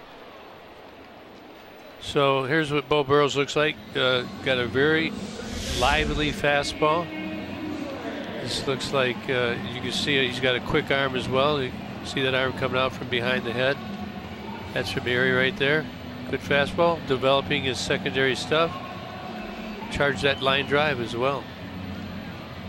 11 starts with Lakeland, 15 with Erie. 20 years old, that's it. So, you know, you see him coming into the game younger than younger, but in general, you got to make sure that he's succeeding. Now he's 20, 21 years old. He's at AA. He's succeeding. That's a good sign. That might mean a guy that you would think that could make the jump next year, not initially or early, but later, and that is he is projected as a starter. He's a former #1 pick. 10-7 on the year combined. Now the 0-1. Talked about all those usual suspects that you named, but you also had a name on there in the pitching spot, Kyle Funkhauser, who was very highly thought of, but was injured at one point this year, right below Burrows. Yep, he's right here. And Funkhauser, he's got a good lively arm. 6'2", 220. He's 23 years old. He was in Lakeland 5-2. Only 62 innings so far last year. 1.15 whip. So he's got good control. 83 strikeouts, only 19 walks. 2.44 ERA. So he's probably a little bit behind, although he's a little older player. And he started out in West Michigan this year. He threw the ball very well. And had some lumps, but stabilized pretty good as he moved up throughout to the next level. 3 balls and 1 strike, 2 gone here in the 5th inning. Going to go to the outfield next. Got a couple of guys that are a little closer. Go up here to the top. We can see Daz Cameron. He's only 20. But you got some guys that are a little closer. Christian Stewart, 2015 draft. He was a late first-round pick. He's right here. Michael Gerber played AA, some AAA this year as well. And he could be a guy you could see in Detroit next year. Very solid outfielder. Runs decent. Throws pretty good. And he's a guy that's got a smooth swing. It's got a little more pop in it than you think.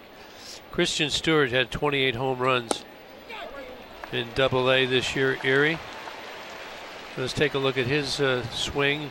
Not known as a defensive wizard at this, but he's been working a lot with the coordinators, but he's got some sock. He's hit home runs everywhere he's went. Started at West Michigan last year, on to Lakeland. Has been very successful at every level offensively, and as again, he's working at getting a little bit faster, working in the outfield, but he's a guy you may see come up here. Gerber for sure is a guy. He's 25 years old. Christian Stewart is 24, I believe. But Gerber's AA, AAA. Played in 101 games. 14 home runs and 50 RBI. 373 on base. 811 OPS. So he's got a little bit of pop too. So he's a guy that could play center field as well. He was in spring training with the Tigers last spring. These are some names that aren't here yet, but guys that you might see. Presley the batter, 1 ball and 1 strike. Take a look at the bullpen next. We get another runner here. There you see the bullpen. Joe Jimenez is already here. And Zach Renninger, he's already here as well.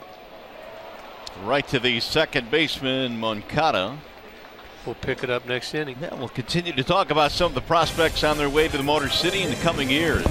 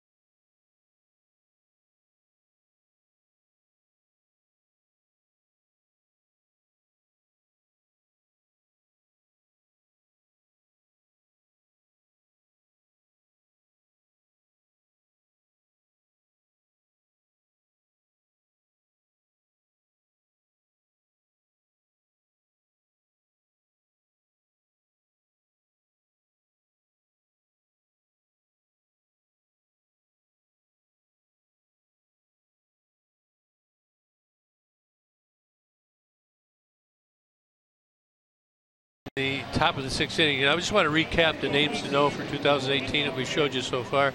Michael Gerber, Christian Stewart, Bo Burrows, and Sandy Baez.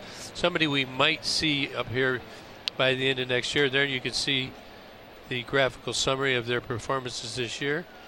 All guys that could be ready to contribute to the Detroit Tigers next year. Meanwhile, here tonight, it's a 1-1 ball game as we go to the 6th, and Jose Abreu will get things started.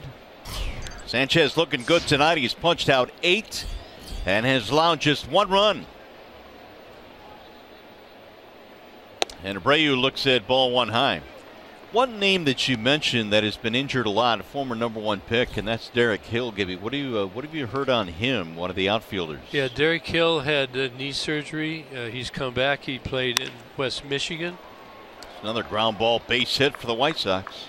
Derek played in West Michigan, is healthy again, and there you can see the outfielders. There's Derek Hill right there. And he's had a pretty good year. Of course, the first thing you want to do with him is to make sure that he's healthy, which he is. And he's only 22 years old, also a former #1 pick. Played in 58 games, 224 at bats. He runs pretty good, 29 stolen bases, only 5 caught stealing, 346 on base, 725 OPS. But he can run as well, and he can flat out go get it in the outfield. I've watched him play a lot.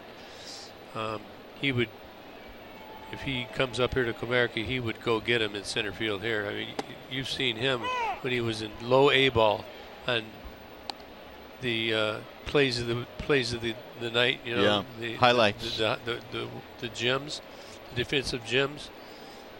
I mean, he's a very good outfielder. Of course, they all have parts of their games that they want to work on, but he's really stepped it up with his running this year, and his bat is coming around with consistency. We were talking about the bullpen and where we had left off before the break, and bullpens can be precarious every single season. A lot of times guys will get opportunities when they're not expected to get them. Well, Joe Jimenez, he's here right now, and remember last year at this time everybody wanted the Tigers to bring him up. Yeah. And he struggled here at Major League level, but he's done well in AAA. He had a really good year there. He was 1-3 with a 1.38 ERA, 45 games, over 40 innings pitched.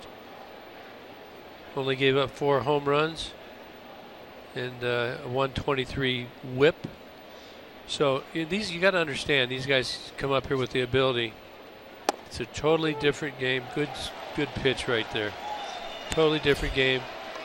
And we've got some pitchers that have been here that I don't think you should give up on just quite enough yet. There's 3 guys that are here. 2 of the guys are here right now. Bruce Rondon, don't say it. Joe Jimenez and Jacoby Jones. Now think about what we were saying at the beginning of this year about all these 3 guys, okay? They have not performed well. It's been an uneven performance by them all. I think Bruce Rondon, not many guys have arms like that, okay? I think culturally and just understanding the game of Major League Baseball, he's not quite up to speed on yet, but he will be. I would not give up on that arm, and that's a hard arm to find. Jacoby Jones is he's just had a tough year, and if he gets a little sure on that breaking ball, is able to hit that, and he cuts the ball off a little bit. If he learns to get that length on that breaking ball, I think that he's a guy that has a tremendous amount of ability. And you know, we're looking for middle of the diamond defense in that center field. Jacoby Jones is a really good defender. Now, can he do it every day and play the total game? I don't know, but I'm just saying I would not give up on him. Nicky Delmonico, the batter. Sanchez here now with 9 strikeouts in this game. That is a season high. And there is activity now. Drew Verhagen warming up.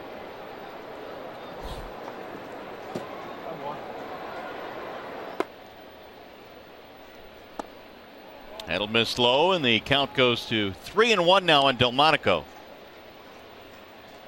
Looking for a DP here. 90 pitches.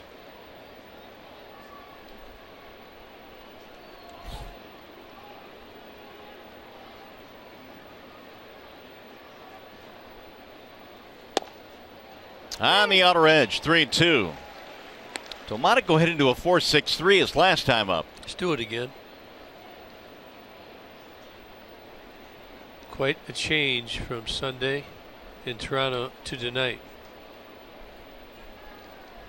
1 walk, 9 Ks. Runner goes on 3-2, swing and a miss, throw down to second is not in time. Looked like wide of the bag. Looked like he may have interfered a little bit. Let's look at the replay right here. I don't think James ran into him, but could have been in the way, but James did not say anything. Delmonico kind of comes over a little bit and he gets out of the way, I guess.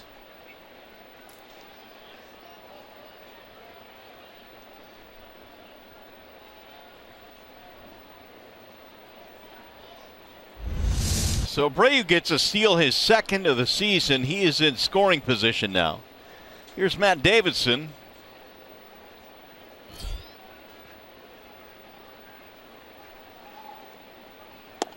And there's a strike. It is a 10 strikeout game now for Sanchez, his first since August of last year when he fanned 10 New York Mets.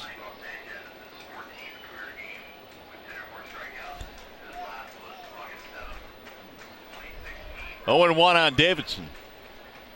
Yeah, you want to make Matt Davidson expand. He will do it.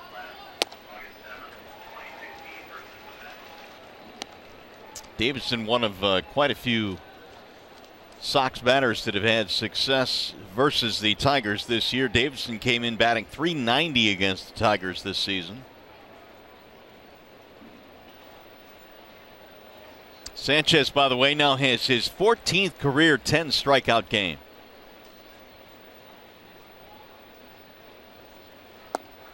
Wouldn't chase 1-2.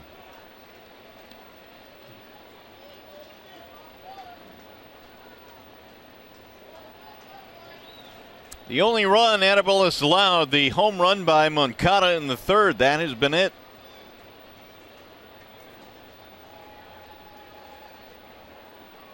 Swing and a miss. Davidson goes down. Another strikeout for Sanchez, his 11th of the ball game. He fans the side after the single here in the 6th inning.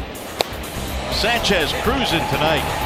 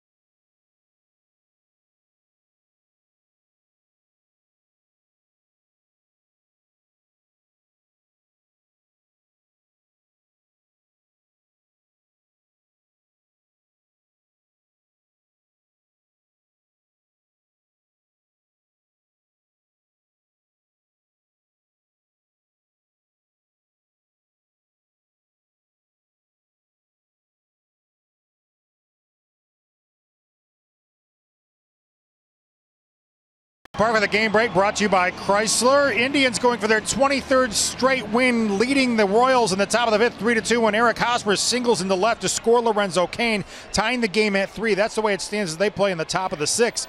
Might come down to another dramatic finish there between the Royals and the Indians in Cleveland tonight, Mario. Gibby? Yeah, would not surprise me. They certainly had a dramatic ending in last night's game. And Miguel Cabrera flares the first one foul back out of play. We're in the 6th inning here, tied at 1. It'll be Cabrera, Castellanos, and Candelario. Miggy had a single. Part of the 4th inning in which the Tigers got their run. They settled for 1. They had 3 straight hits to start the frame.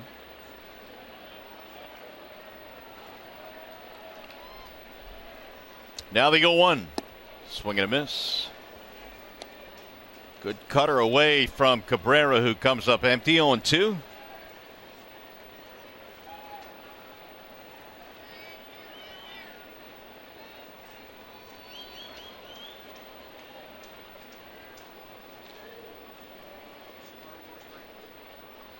Fulmer's 0-2, and it's in the air to right field. Slicing down the line to the corner, it's Garcia, and it's out of play. Miggy's hit several fly balls, line drives that he's just missed. And just a little off right there, not catching it on the sweet spot of the bat. He's close. Yeah, you're definitely seeing signs. He had a really good game yesterday. Lined out to center tonight and also has a single.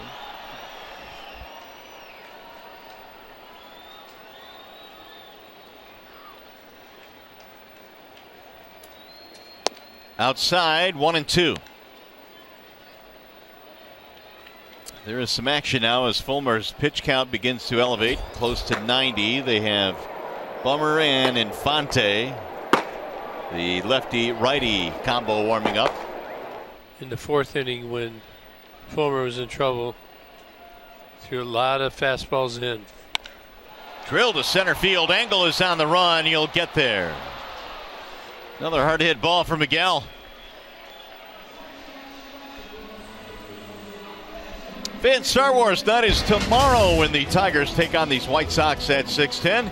First 10,000 fans receive a free Star Wars tote bag. For more tickets or ticket information, go to Tigers.com or call 866-66-TIGER.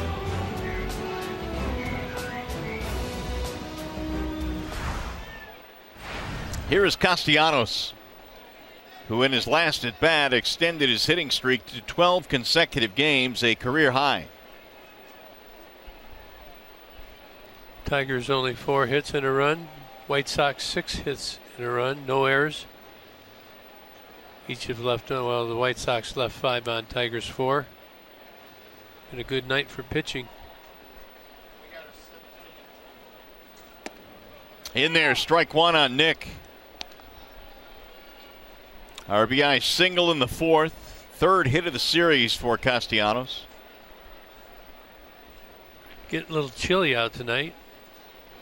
Kind of a cool fall type feel. Balls carrying this type of atmosphere if you hit them.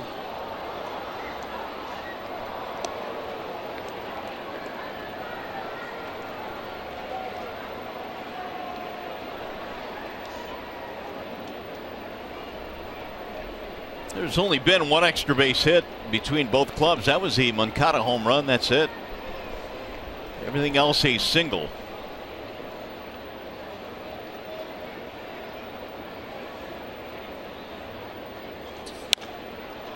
Fouled away. Tell you, even when Nick fouls pitches off, it sounds like he makes a loud noise. A lot of sock in that bat. Well, the hope is that he will continue to have the final good 2 weeks of the season, going to spring camp next year, and who knows what the Tigers roster will look like, but he is quickly becoming one of the biggest run producers on this team now. I tell you, since he's moved to 4th, he's become a better hitter. The 0-2 is outside. Why do you think that is?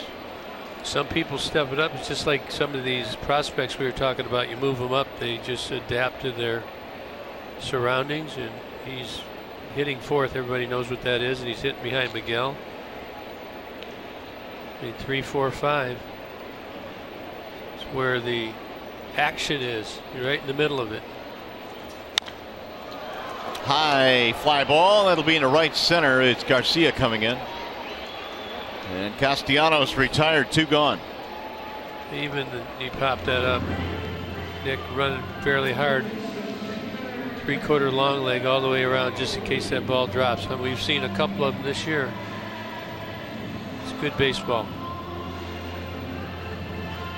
Here's Candelario. Jamer 0 for 2, ground out and a fly out.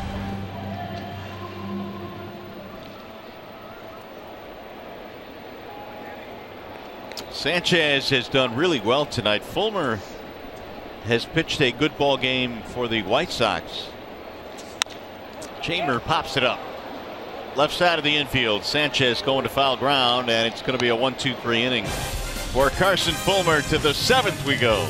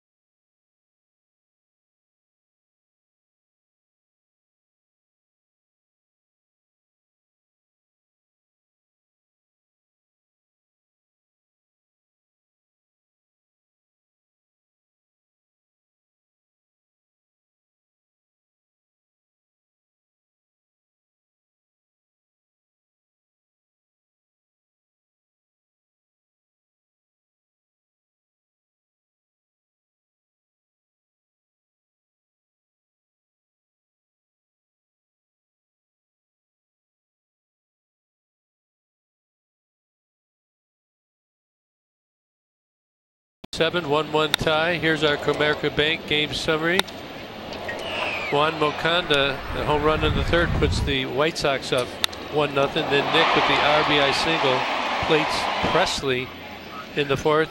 How about Anibal Sanchez tonight? 10 Ks, 17 swings and misses. Used the whole plate, threw the ball, all of his pitches, all around the plate. Had a good game plan. James McCann stayed with him, and he's done after 96 pitches and 6 innings of work. Got a wall side windows pitching change. This is Drew Verhagen. See the breakdown there, 61%. Fastballs, 27%. Curveballs and sliders. Verhagen's been throwing the ball better. He had an injury, came back this year. A little rusty earlier, but I see more action and more velocity. More comfort on the mound for Drew. He's got the bottom 3 here. Good hammer right there. Anderson, Smith, and Engel. And we were talking earlier about all the Vanderbilt guys with Carson Fulmer, tonight's starter for the White Sox, Sonny Gray, and this guy right here, Verhagen.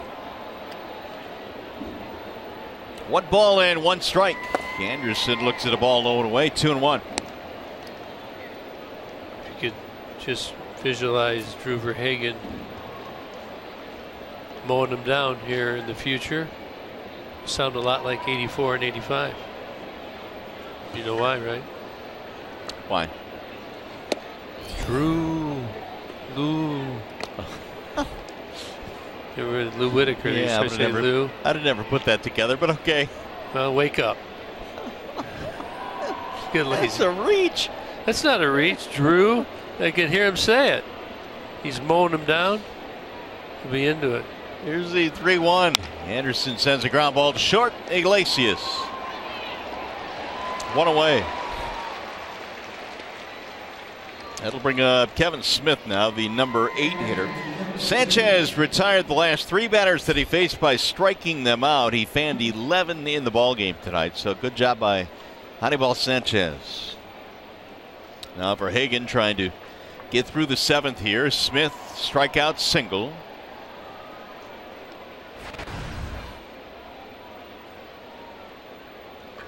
.283 batting average for Smith. And a 10-game hitting streak now. He'll get away from McCann, 1-0. By the way, next time I do something like that, I'm going to film you. You should give me that look like, what? What? The what are you talking about look? Yeah. Yeah. I have that quite often up here. with me? Yes. Here's the 1-0 pitch. 1 ball, 1 strike. Especially when you drop those Camping with Gibby videos on it. You love those. You just love the animation of. That's the best thing. Your animation is great. Engel waiting on deck. The 1-1. Tap foul, 1-2.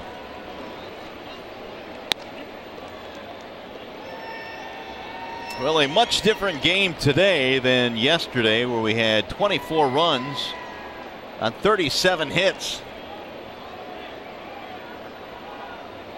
1-1 score here in the 7th.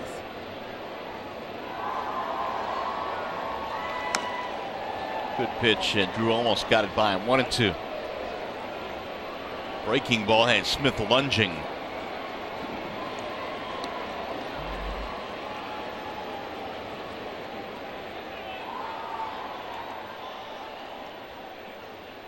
Two more here against Chicago the next couple of days, and then the Tigers welcome in the A's and Minnesota.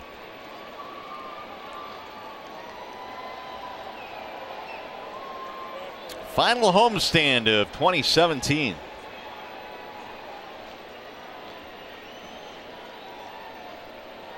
Oakland comes in next week. Then you got Kansas City, Minnesota, and then we go to KC. Then back to Minnesota. Yep. To wrap it up. The 1-2. 2-2 on Smith. You can see pretty much working that down and away location. Balls are just a little low, just a little out of the strike zone. See if he gets a good breaking ball here. Fouled off a fastball. 2-2, the count stays. Looking for Hagen, the fastball movement on that 2-seamer. Doesn't stay where it starts. Again, the more he gets away from that surgery, get some innings under that arm, they get more effective. Smith not biting, he's seeing the ball well. 3-2. Daniel Stump is in the Tigers' pen.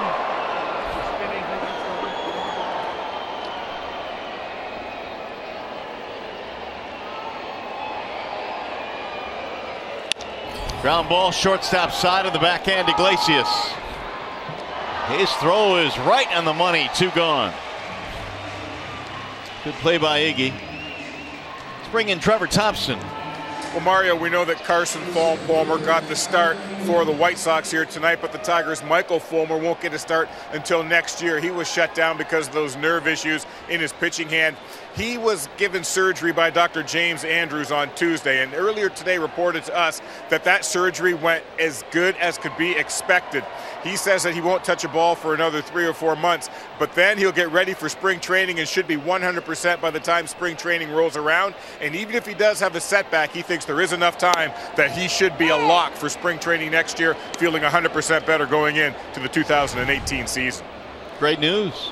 Yeah, I'm not sure, but this is not a reconstruction surgery. I believe this was a moving of the nerve surgery, where sometimes the nerve has to be taken out of like the groove, and they move it and it takes the pressure off of that nerve, and you don't get the tingling in your fingers. That's exactly what he said, Gibby. He said that nerve was thickened somehow and irritated, and by moving it like you just spoke of, that should relieve some of that irritation. No, I mean, they wouldn't tell us, but while they're in there, they probably looked at the ulnar collateral nerve, but I have not heard of any reports that they did any work on that at all. That's the one that can partly tear, fray, or totally. They have to reconstruct it with a nerve from another part of your body or a cadaver, and they have never reported on that. So if the diagnosis and the treatment of the surgery of just moving the nerve, he should be ready to go. So that'll give him, he'll probably start doing a lot of rehab in January. They'll certainly go slow in spring training. Candelario just throws it away in a routine chopper, and now going to second is Engel, and he's in there standing up. Charging play by Candelario, but the ball just sailed on him. Yeah, this is a young mistake. He's got time to move his feet around and make a good throw. He's got all kind of time, and Miggy can't even go after that. It'll be an E5. It's going to be it for Hagen, maybe. Brad coming out, and he will take the baseball. Sanchez due up, and it looks like Daniel Stump will be coming in. It's a wall side windows pitching change here in the 7th.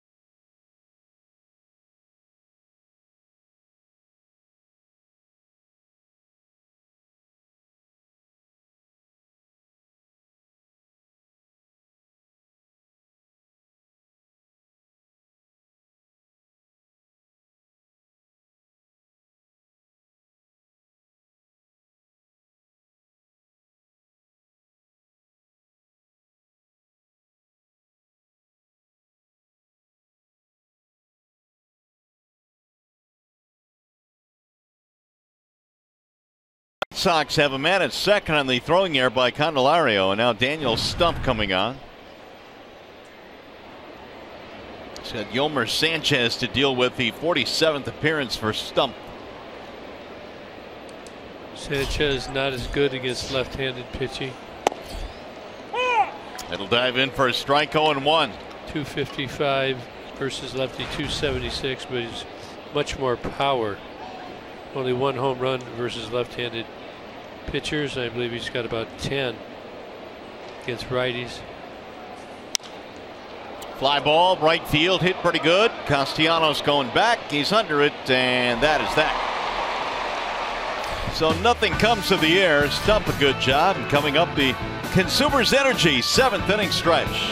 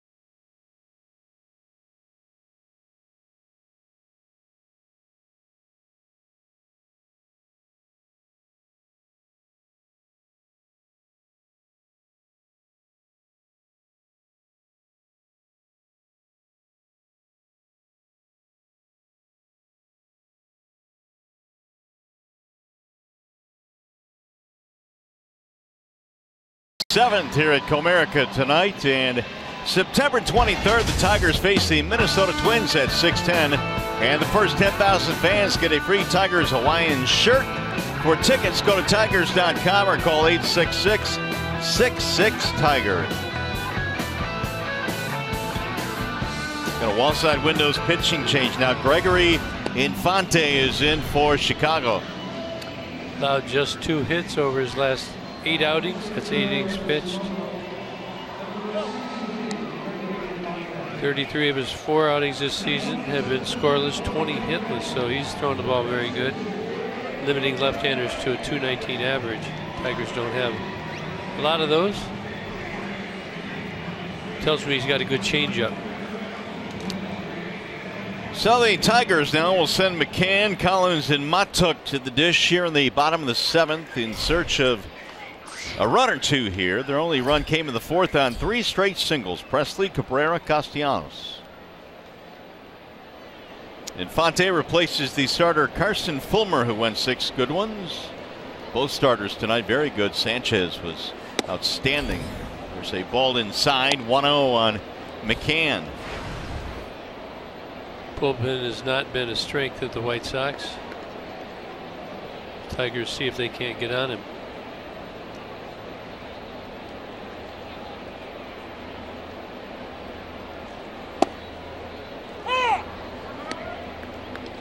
One ball and 1 strike.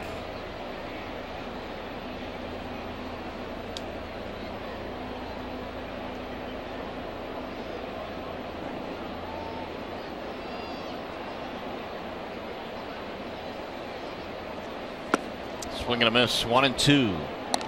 Nasty right there. You can see that not picking that ball up very good. We're looking in from behind. What James is seeing, it looked like it was going to be a heater in, and just you could see the slider breaking sharply away. Bouncer to second for Moncada. And McCann is out, 1 gone. Here's the 1-800 call Sam call of the game. Anibal Sanchez has not been throwing the ball very well, but he did tonight. 11 strikeouts, throwing all of his pitches. I really like the way he threw the ball inside. It just sets up all your other pitches. Had a good curveball, had a good changeup again, coming in again. And after the game plan last night, for him to throw this tonight and execute it, perfection. Only gave up 1 run, only walked 1, had 11 strikeouts. There's a swing and a drive to right field. It's down the line, it's deep, and it is gone, a home run. Tyler Collins has untied this game.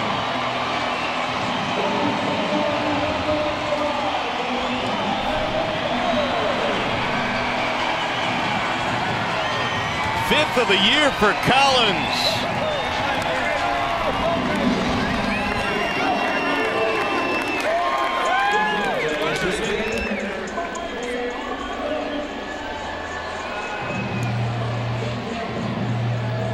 It was only a matter of fair or foul, and it stayed fair. Who's happier, Tyler Collins or Mickey York? Tyler Collins. Mickey York close second. Pick the stick pick, and Tyler got a hold of that. First home run with the Tigers. It's been a long time, since May. He's got good ability. Showed it right there. Puts the Tigers ahead. 2-1. 375 feet on the home run by Tyler. Just up and in. He just pulled those hands in. Full contact. Does it hit the pole? Does not. Round tripper.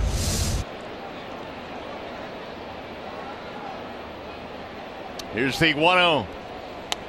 Matuk takes high, 2 balls and no strikes. Just watching Mikey, and he is DH tonight. He's got the tender groin. It's hard to hit with that too. I noticed he's not running great. He probably told Brad he wanted to play. As a manager, you want to honor, you give respect for what they've accomplished so far. You could tell he has gotten to the point where he's good enough to get on the field, but just not running all that well. TC really pulled those hands in, put that barrel There's that sweet spot of the bat. He just pulled those hands in and directed it directly to the seams, and it's gone. There's a high fly ball to the left. Charging Delmonico. He'll get there for the out. 2 gone. That'll bring up Iglesias. I'm sure Mikey's got that wrapped up really tight. Good swing. See if he's in the lineup tomorrow. See how he comes out of it.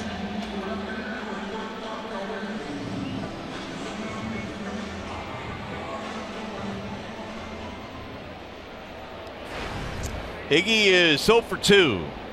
Fly ball and a ground out in this one.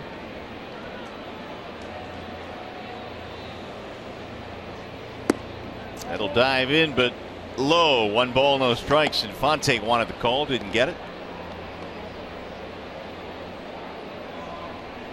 Gregory was in the Phillies organization, signed as a free agent by the White Sox. It was in this January in this offseason. Chopper to second base for Moncada. And Iglesias is out. That'll end the inning. Not before the Tigers take the lead, thanks to that guy right there. Tyler Collins goes deep. 2-1 ball game. Tigers baseball tonight presented by Bell Tire.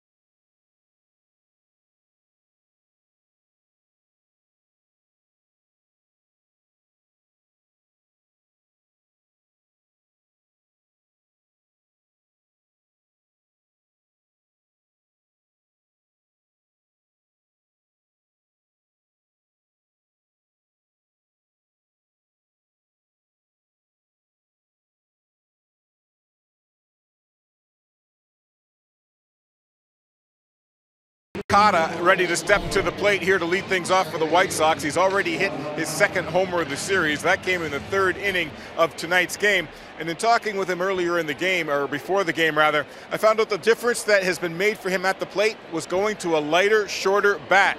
Jose Abreu told him to go from that 34-inch, 32-ounce bat to a 33.5-inch, 31-ounce bat. And the production numbers have skyrocketed ever since, and we've seen it firsthand in this series, Mario. There's a bouncer right to third, and Candelario will throw him out. 1 pitch, 1 away, and yeah, thanks, Trevin. I guess a lighter bat would certainly give you a little bit more bat speed, wouldn't it, Gibby? Well, that's the philosophy is you have a more bat speed, quicker to the ball, and you have higher exit velocity. Daniel Stump appears is going to be done after facing 2 batters and getting both of them. Abreu is coming up there, so the Tigers want a right-hander, and that's going to be Alex Wilson. You can see Brad just kind of the way his bullpen's lining up right now. Stump was his first lefty out of the bullpen tonight. Then he went Verhagen for just a couple. He's 2/3 of an innings, and now he's gone to Alex Wilson. Tigers lead 2-1. We'll be back.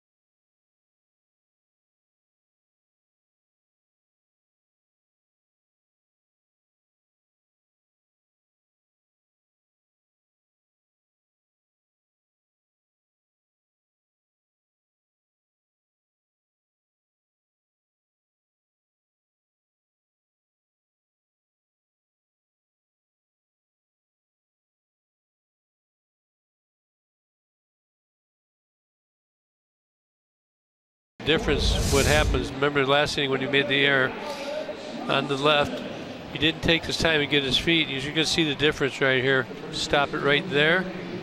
Now let's go to the one on the right. That's hard to throw on that posture on the left. Look at, he takes it, gets his feet. There's the difference right there. What one's going to be more accurate more times than not?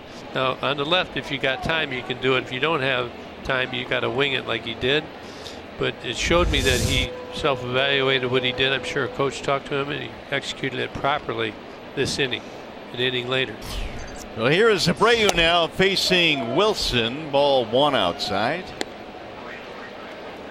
Abreu single and a steal tonight. Numbers on Wilson.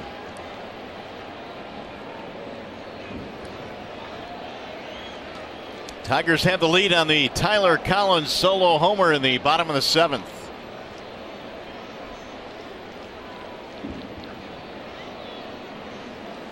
Up and in, and that one got Abreu in the hand. Yeah, let's see if he swung. I don't think he had a chance to swing. That's what they asked for. You know, I'm not sure that hit. Did that hit his finger? Because at first he didn't react.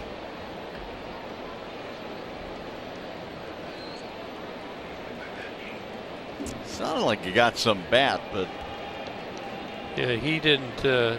Watch, this looks like a delayed reaction to me. I may be wrong.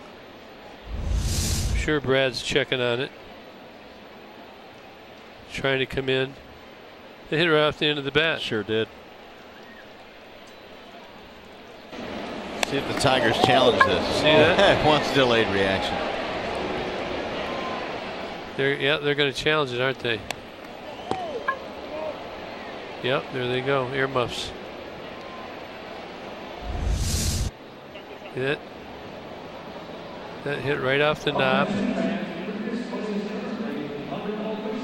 Now, did it hit part of his hand? I mean, with the compression of the baseball on the end of the bat, could it have touched his hand? It's possible, but I believe that's a foul ball, isn't it? Yeah.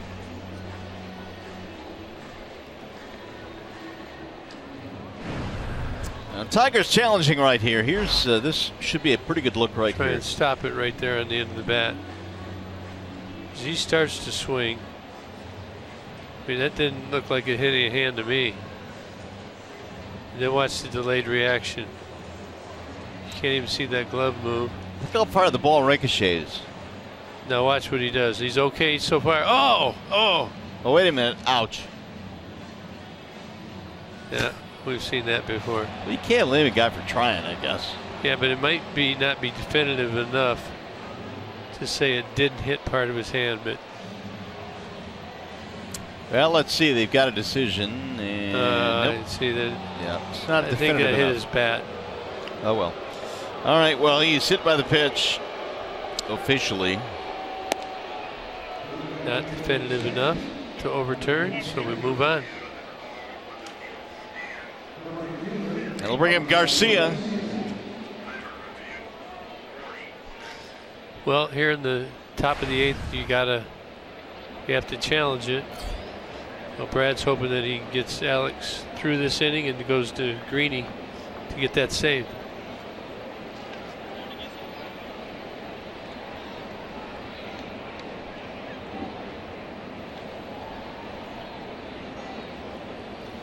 Garcia chasing up top. Greeny's already up getting loose. He had about 25 pitches last night. Should be feeling fresh again tonight and feeling better about his location.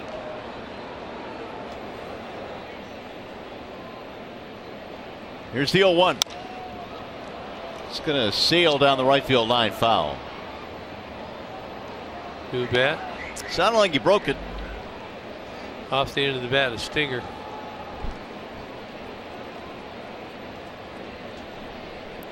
Oh, and 2 on Garcia. That one got him pretty good. Yeah, when you hit the ball right off the end of the bat, it does sting.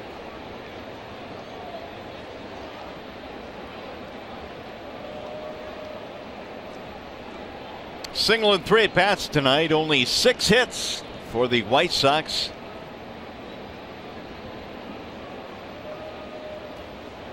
The 0-2. In protect mode, he fouls that one back out of play. Here's the previous pitch right off the end of the bat. There's some B's there for Trevor Thompson.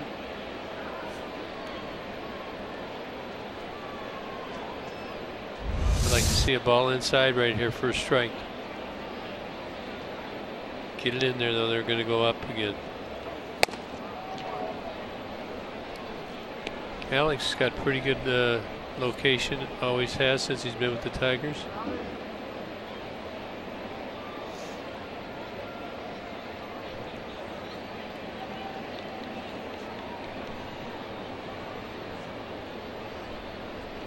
Wilson with the 1-2. 2-2 as McCann goes down to block it. Well, one out hit batter here in the 8th. Just kind of thinking about it was 0-2. Now it's 1-2, 2-2. Fastball up and away, slider away. Like I said, I'd like to sneak one inside.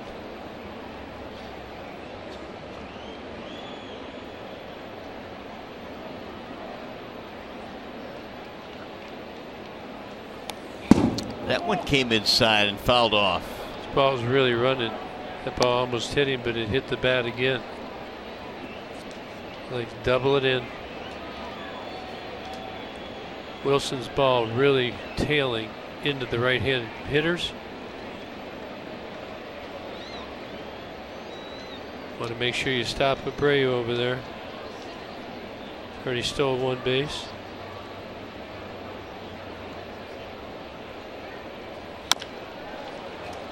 Back up the middle, going to be a tough play, and no play is Iglesias tried to barehanded, knowing that Garcia can run, and he couldn't make the play. 2 on now for the White Sox.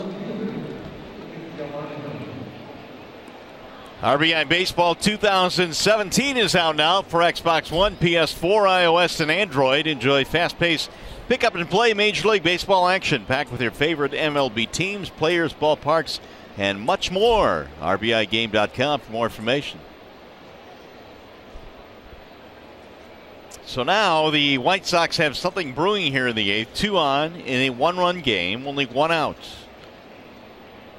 Well, you got a hit batsman, and you got an infield hit after a ground out by Makata.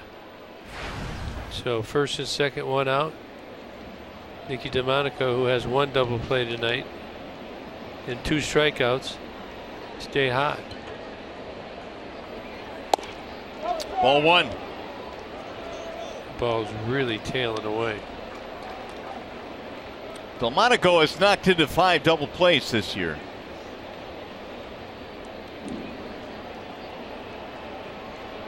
Showed some power early, in fact a lot of power in his first several games with Chicago. Here's the 1-0.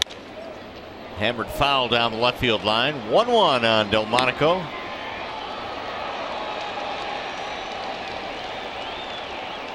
And a big celebration in the seats.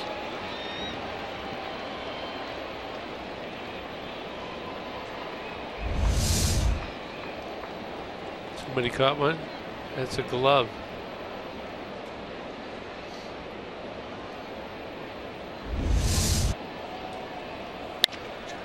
Soft line drive caught by Kinsler. 2 gone. Delmonico's out of there. Little cut piece there in his hands. Comes Brad again. Davidson due up. He's going to want Wilson to come out of the game. He's going to go with Shane Green for the 4-out save. So Green comes in with 2 on and 2 outs. Wilson gives up the baseball. And we'll step aside. Pitching change here at Comerica Park.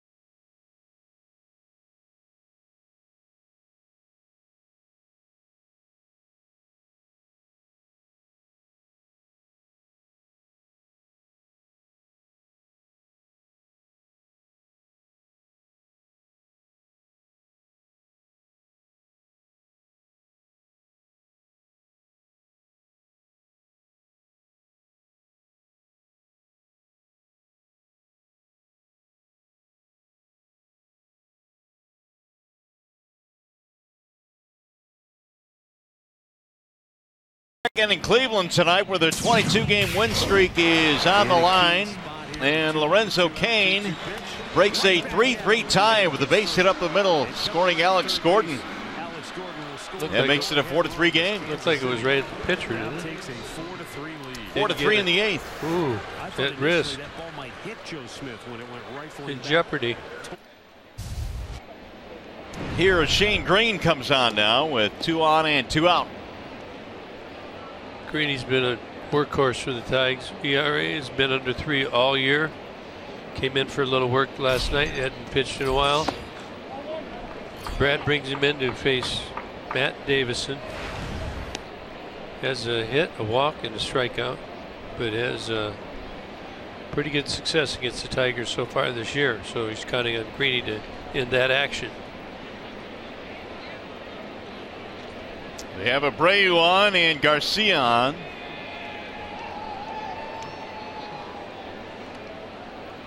Here's the 1-0. Good pitch on the inside part of the plate. It's actually kind of a hanger, except you're the hitter. It looks like it's going to come at you. Tigers have hit really a couple of batters tonight. So your reaction is to step out of the way.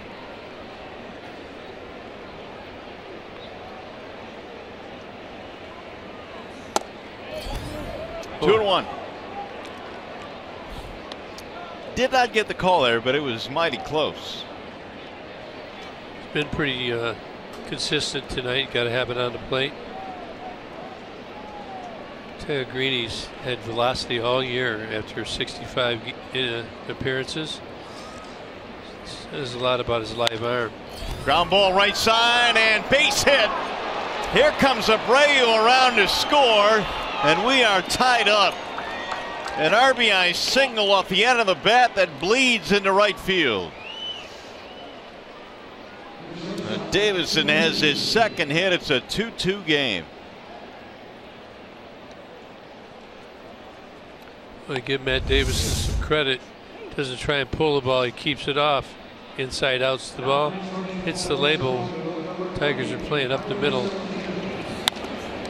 And Ian just can't get the glove on it. Abreu scores easily. All tied.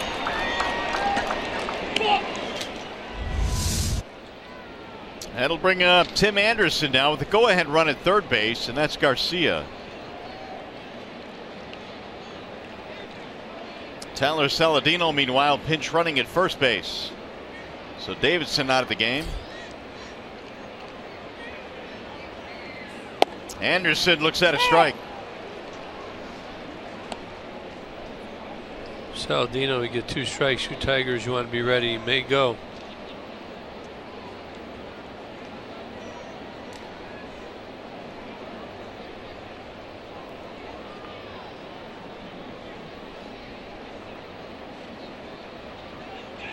Runner goes.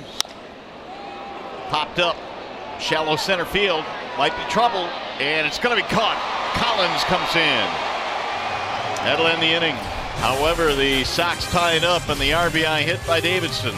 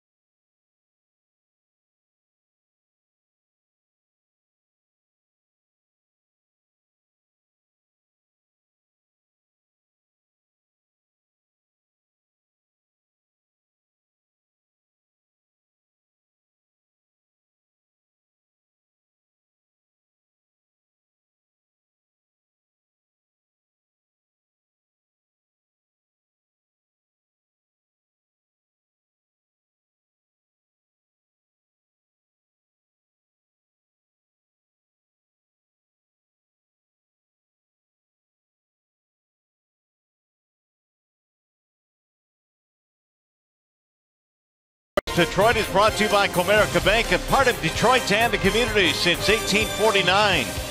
Your Metro Detroit Chevy dealers. Visit ChevyDetroit.com. See why Chevy triumphs the Motor City.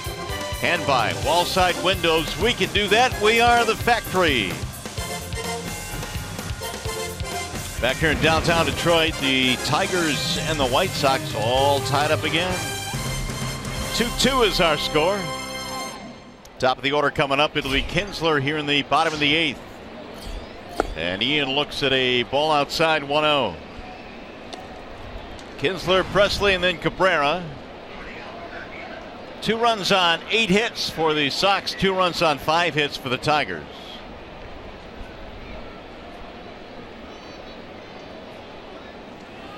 Ian looks at a strike. 1-1. Kinsler has a walk and 2 grounders tonight. Tigers at the top of the order, so certainly it's important for Ian to get on. I'm sure Shane Green's going to come in the bottom of the ninth, or the top of the 9th as well.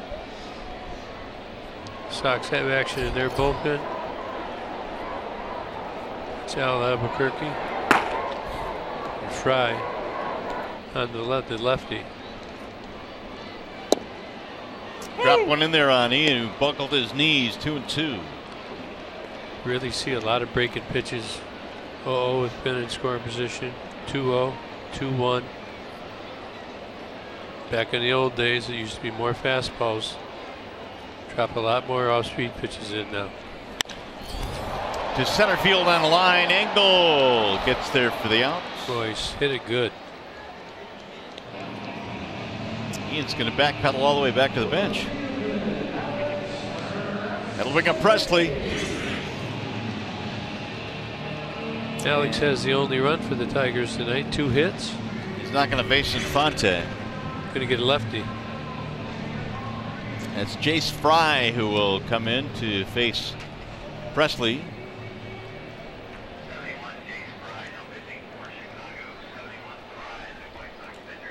So Fry comes in, Infante is out, and we'll be back.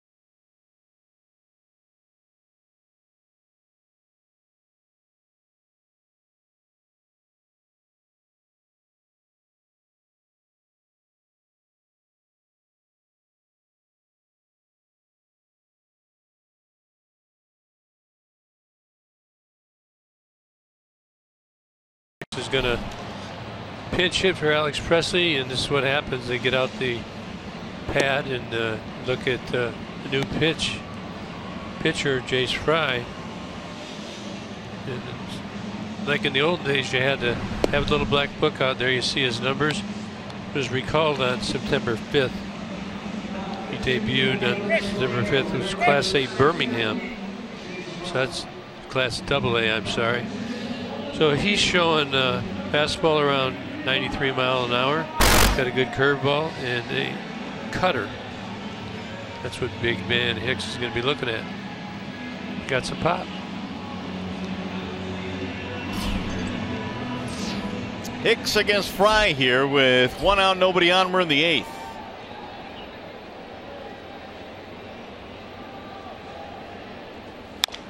Lined and caught by the second baseman. Hit it right at him. Right off the end of the bat. 2 gone. Here is Miguel Cabrera. Would be a good time for it, wouldn't it? Yes, it would. Regardless, I know what you're getting at. Come on, Miggy. Single and 3 at bats tonight for Cabrera. Although he's hit a couple of balls hard to center field. Here comes Rick Renteria again. They're not going to let the lefty face him. Albuquerque's going to be coming in. So 1 batter for Fry and Albuquerque. Slider, slider, slider. The former teammates will square off. Here comes Al running in, and we'll be back in a 2-2 game.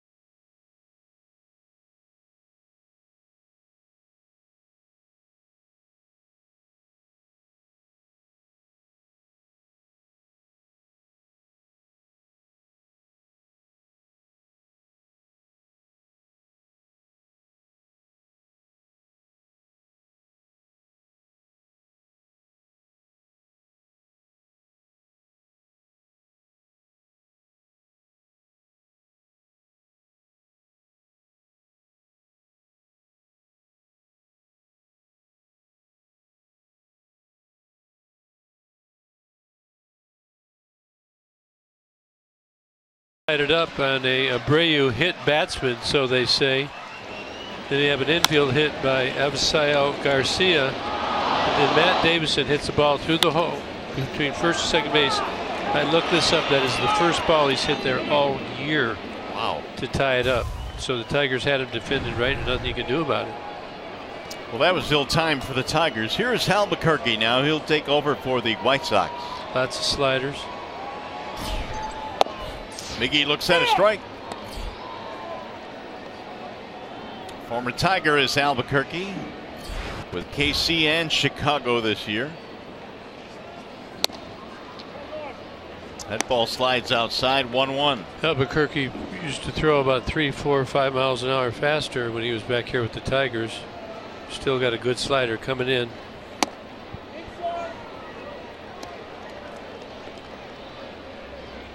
Cabrera 1 for 3.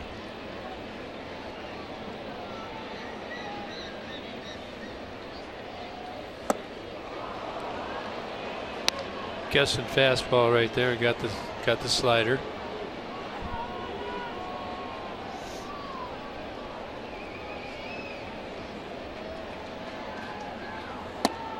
Got him, strike 3. Caught him looking on a ball that appeared to be a smidge outside. Albuquerque comes on to strike out Cabrera. 8 innings in the books, 2-2.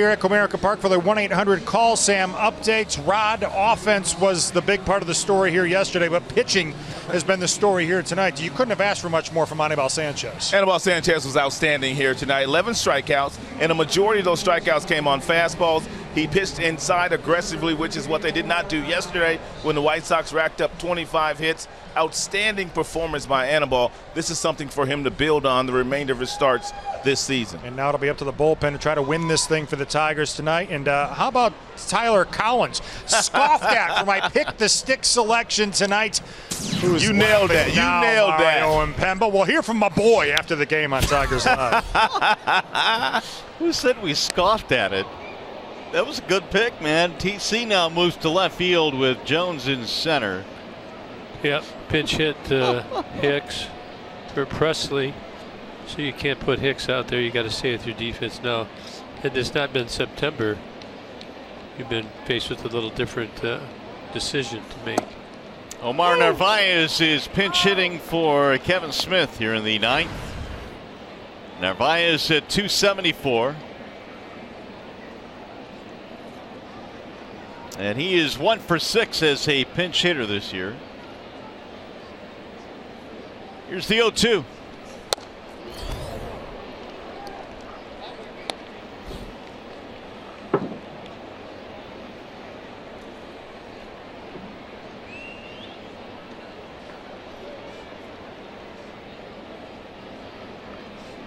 Well, you can tell it's September. Very liberal in the substituting of the players at this juncture of the game.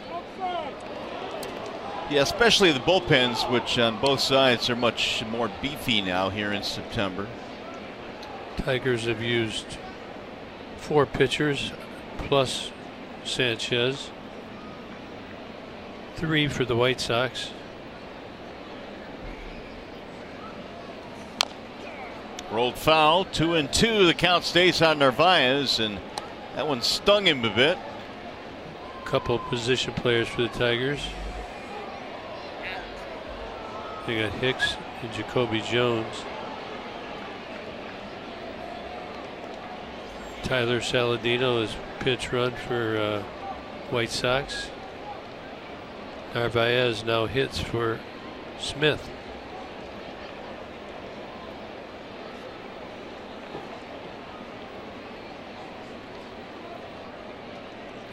Two runs on 8 White Sox hits. The Tigers had 2 runs on 5 hits.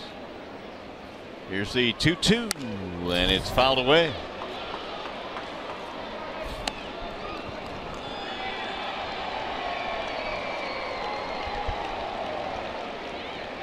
Engel to follow, and then Sanchez as they get it back up to the top of the lineup.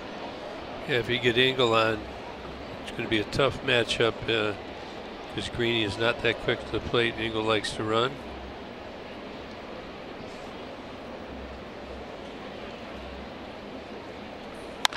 Ground ball first base side, running scoop there by Cabrera.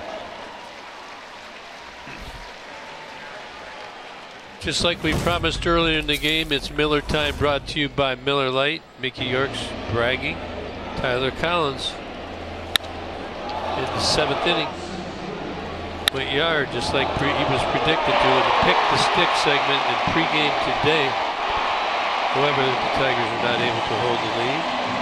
TC will get another chance here in the ninth. Brilliant selection. Now, aside from pure Turn luck, that mic off. Why did you pick TC, Tyler Collins?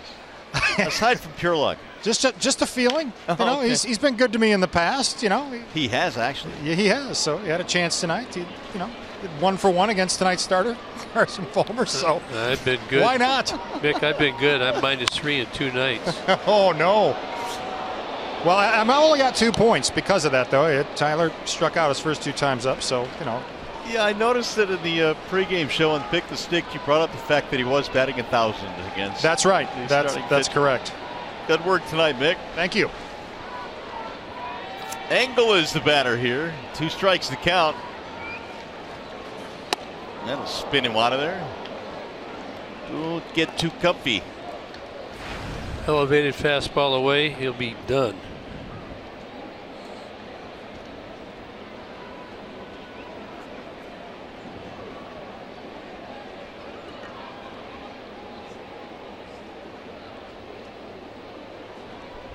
Now Green with the 1-2. Swing and a miss. That'll work too. He'll complete the strikeout with a throw down, 2 gone. It's the first strikeout for the bullpen tonight. Sanchez had 11 punch-outs. Here is Yolmer Sanchez. 12 on the game for the Tigers. This White Sox team is fairly aggressive. Your player, Yolmer. You like that name, really? Yolmer's a cool name. He used to go by Carlos, I believe.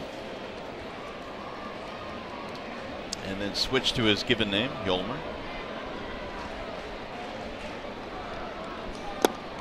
Ball 1.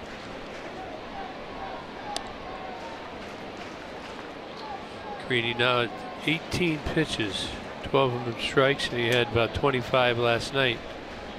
So it's important for him to get this out right here, so he doesn't have to throw any more pitches. It may make him available for tomorrow as well.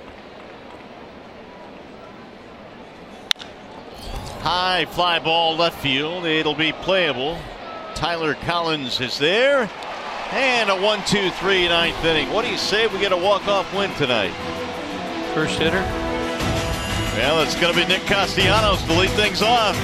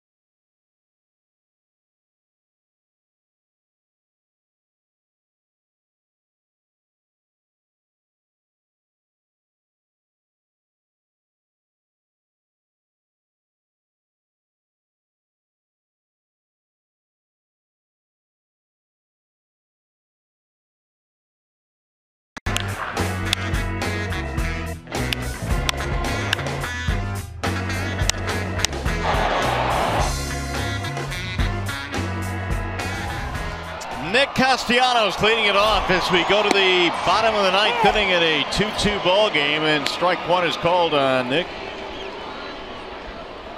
Been hot since August 9th, 365. Looking for a walk-off. We tried to prime that pump. We are. Swing and a miss, 0-2 on Castellanos. Albuquerque came on and struck out Cabrera to end the 8th, and now he goes to work here in the 9th. White Sox tied it up with a run in the 8th.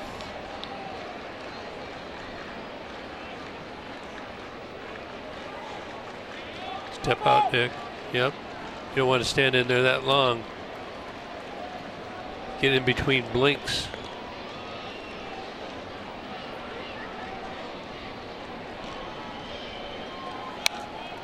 Fouled away. Hard slider, 88, 87 mile an hour. It'll be Castellanos, Candelario, and McCann. Narvaez stays in the game to catch after pinch hitting.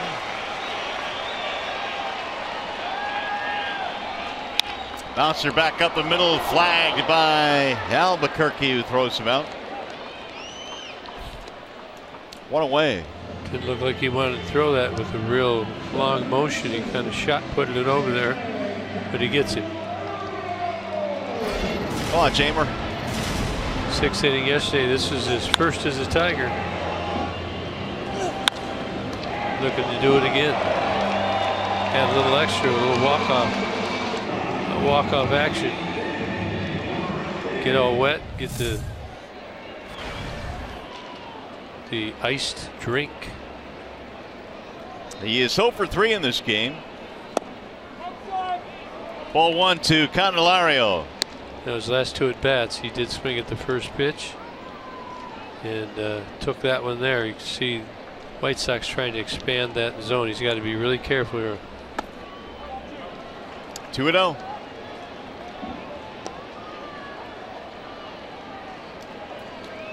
Got to look just pretty much straight up alignment, a little to pull. That'll get down the left field line, foul, out of play. Upcoming pitching matchup presented by Wallside Windows tomorrow. It's going to be Ronaldo Lopez and Miles J. Well, Miles J, it'll be his 4th game. Only 9 1/3 innings there. He's looking to kind of settle in. You know, these guys are coming around 2nd, 3rd time. Should be more relaxed and able to throw the ball the way they thrown it in the minor leagues. Learning some lessons along the way, realizing what works, what doesn't work. Catchers are getting to know the pitchers.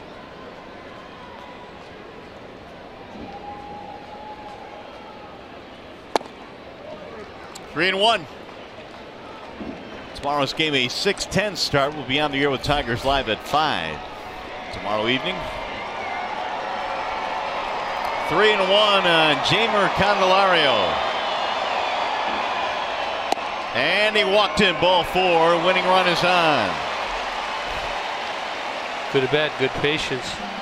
Tried to get him to expand that zone, the hole at bat. Jamer did not bite.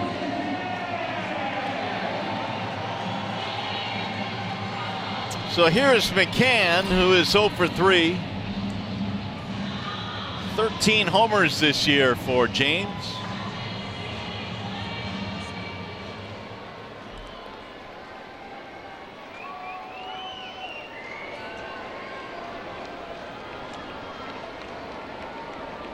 Grounded out his last time up. Strike 1. That slider's really late and kind of just real sharp at the end. Got to believe everybody's gonna get one. Now he's up in the count, so he's gonna throw more chase as opposed to strike sliders. That look slider right here, try and get it up. Starts that, is hang in there. It's gonna break right across the plate.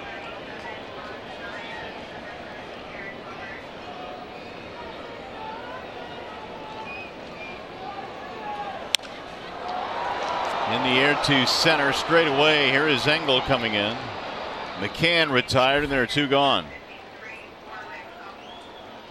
Tigers have hit some balls. They don't look like they're going anywhere, do No. they? That one just kind of died out there in center. Well, here is Tyler Collins. Can he do it again? We can have another pitching change. Yep. Rick Renteria coming out. It's going to be it for Albuquerque, who is going to face a total of 4 batters. Walked 1, struck out 1. They got Bummer, the lefty, and Minaya, the righty. Yeah, it's going to be Bummer. They're going to go lefty on lefty. Tigers have Efren Navarro, Andrew Romine, Brian Holiday, and Dixon Machado.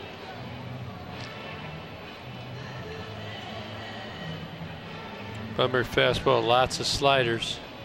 So TC's going to see the slider.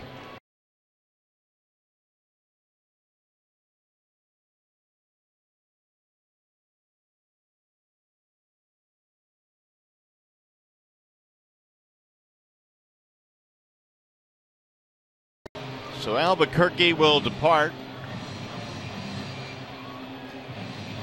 Aaron Bummer coming in.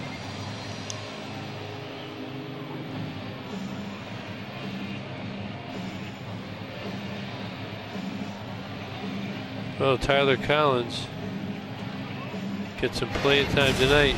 In the 7th inning, gave the Tigers a 2-1 lead. Fastball up and in. You got to believe the White Sox are going to stay out of that area. I've seen him turn on that pitch. And Davison tied it up half inning later. Here's our game summary tonight. Yoan Moncada hit a home run early in the ballgame in the 3rd, which gave the White Sox an early lead. Tyler Collins with a solo shot in the 7th. What do you think about Anibal Sanchez tonight, giving 11 strikeouts and 17 swings and misses? Yeah, that's the best we've seen him this year. Here's a comparison of Fulmer and Sanchez. Both went 6 innings. Sanchez holds the edge in strikeouts. Both walked 1 apiece. Both gave up 1 run. But by far the best performance we've seen tonight. They had a good game plan, a good understanding of how to get these White Sox out.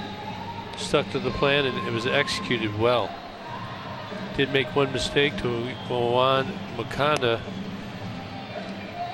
He hit a home run to put the White Sox up early in the game. That was the 3rd inning. Well, start your day with First Things First, weekday mornings on FS1 with hosts Chris Carter and Nick Wright as they kick off the day with the latest in sports. First Things First, weekdays at 6:30 a.m. Eastern on FS1. So Aaron Bummer is on now. And he will face Tyler Collins.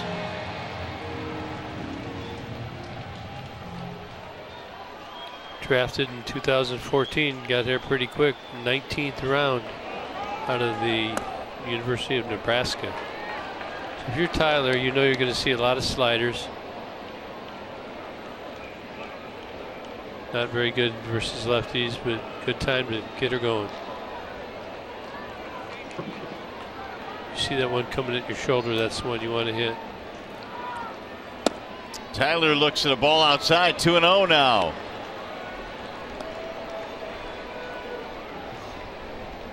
Not too long ago, you couldn't put your hand in your mouth like Bummer is. You can watch him there when he gets the ball. Must get that extra grip. Missed again, 3-0. Mikey Matuk waiting on deck. Probably have another pitching change if he does not get TC. Mikey likes drama, good drama. We went after the 3-0 pitch and swings right through it. Tyler tried to jump in there, 3-1.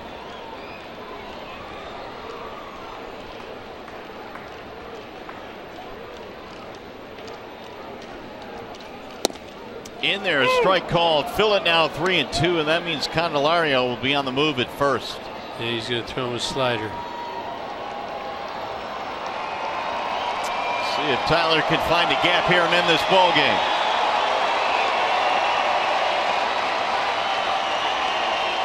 Slider. Bummer's 3-2. He walked him. Did not go. TC did a good job of selling that, didn't he? He sure did. Pulled that bat back quickly, threw it over towards the dugout. So you can see the side view here. Yeah, he kept the bat head back. He got rid of that bat quick. Nope. Here we got another pitcher. So Rick Renteria brought in his lefty Bummer to face Collins. He ends up walking him on a close pitch, a check swing. And now they're going to have to go back to the bullpen with Matuk, the right-handed batter, coming up. Juan Minaya has been warming up. Well, And Minaya will be coming in. we play much longer. They only have one lefty left in David Holmberg. They've used Albuquerque, Bummer, Fry, Infante. So that's what, 5 pitchers total. They got 6 left, so he's got reinforcements to come. Tigers have used 4 pitchers plus Sanchez. That's 5 as well. So you're going to match up. It's just what happens here in September. Minaya has pretty much taken over the closer spot for the White Sox. Of course, they've had a couple of guys that have been traded away. Really good arms out of the back end of their bullpen. Robertson, Canely. They have moved on, and so the youngster Minaya now will come in here in the 9th inning. Let's check in now with Mickey York in a game break. All right, Mario, and we'll take you to Cleveland, where everybody had their eyes on that Royals-Indians game tonight. We knew it was going to come down to the very end, and once again, it did. Francisco Lindor batting with 2 outs and 1 on, with the Indians trailing 4-3, and he strikes out to end it, and that ends the winning streak. 22 straight for the Indians comes to an end. What a run it has been, though, in Cleveland, Rod. Incredible run, and it's something that no one will ever be able to take away from the Cleveland Indians, regardless of what they do the remainder of this season. To win 22 games in a row, 3 weeks games of wins in a row, is absolutely spectacular. And I'm very happy that we had a chance to at least watch 3 of those games, even though the Tigers came up on the losing end of the stick. But it was Lindor in last night's game that was able to get it done late. He couldn't get it done tonight. Well, they are part of the reason the Tigers have lost 6 straight, but a chance to end that right here and right now as we send you back upstairs to Mario and Gibby. All right, fellas, thanks. And here is the new pitcher, Juan Minaya. Well, 34th game. Does have a couple of holds. ERA is at 5.26. Been throwing the ball better as of late. About 94, 95 miles an hour. He's got a curveball and a slider as well. Throws the curveball and sliders about equal amount, 62% on the fastball. Matuk trying to end him with a base hit. You got Candelario at second. You got Collins at first. 2-2 here in the 9th. And Mikey takes ball 1. Matuk 0 for 3. Going to a lot of breaking balls, spinning a lot of pitches. And Chambers got to get good secondary lead up there on second base.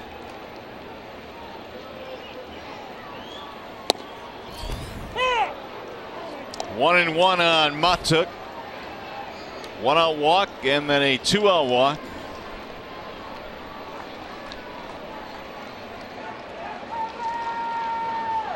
Minaya with the 1-1.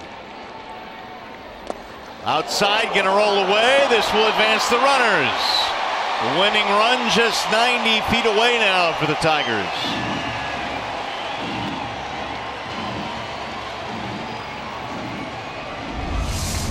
Well, look at the top there. Look at Jamer. He gets a good read down to third base. That's what happens when you're going to throw a lot of breaking balls and slider. We got him ISO'd here. Good aggressive break. On to third he goes. 90 feet away from a Tigers win. Wild pitch. Now the crowd getting into it. Here's the 2-1 to Mikey. Fouled back, 2 balls and 2 strikes.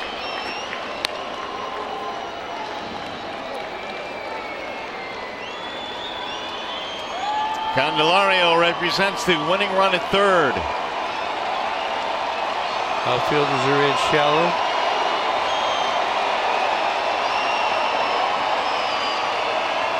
Here, Iglesias on a fly ball. You got to get up and show Candelario where to go.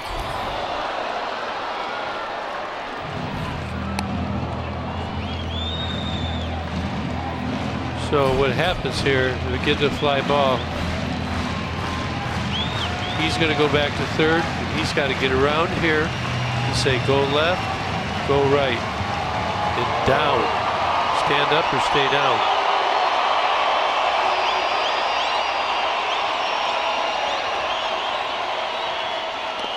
Ooh, good block there. Oh, there is 2 outs. My bad. I thought there was 1 out. Get your head in the game, Gibby.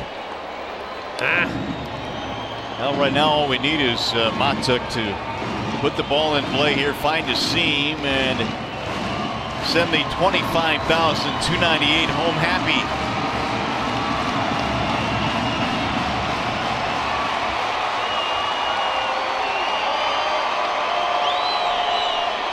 Here's the 3-2. Right back up the middle into center field. And a game winner for Mikey Matuk. Give him some love.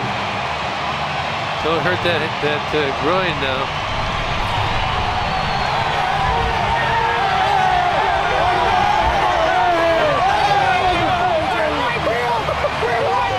The standings don't mean a thing for the Tigers now as they celebrate a walk-off win. Mikey Matuk, shelved with a sore groin, comes back in the lineup tonight and delivers. That's good at bat. Got there a couple strikes on him. Right up the middle. Fortunately, did not hit the pitcher into center field. Game winner. A whale of an at-bat from Matuk. So the walk to Candelario started the rally for the Tigers. Another walk, a wild pitch, which obviously turned out to be huge in this inning. And Mikey able to finish the deal with a line drive to center field. And Candy had himself a good at bat too to get this rally started. Well, Tigers hit a batter, and that cost them in the 9th. White Sox come back and walk Candy. And nothing but smiles right now for Mikey Matuk, who delivers the game-winning hit.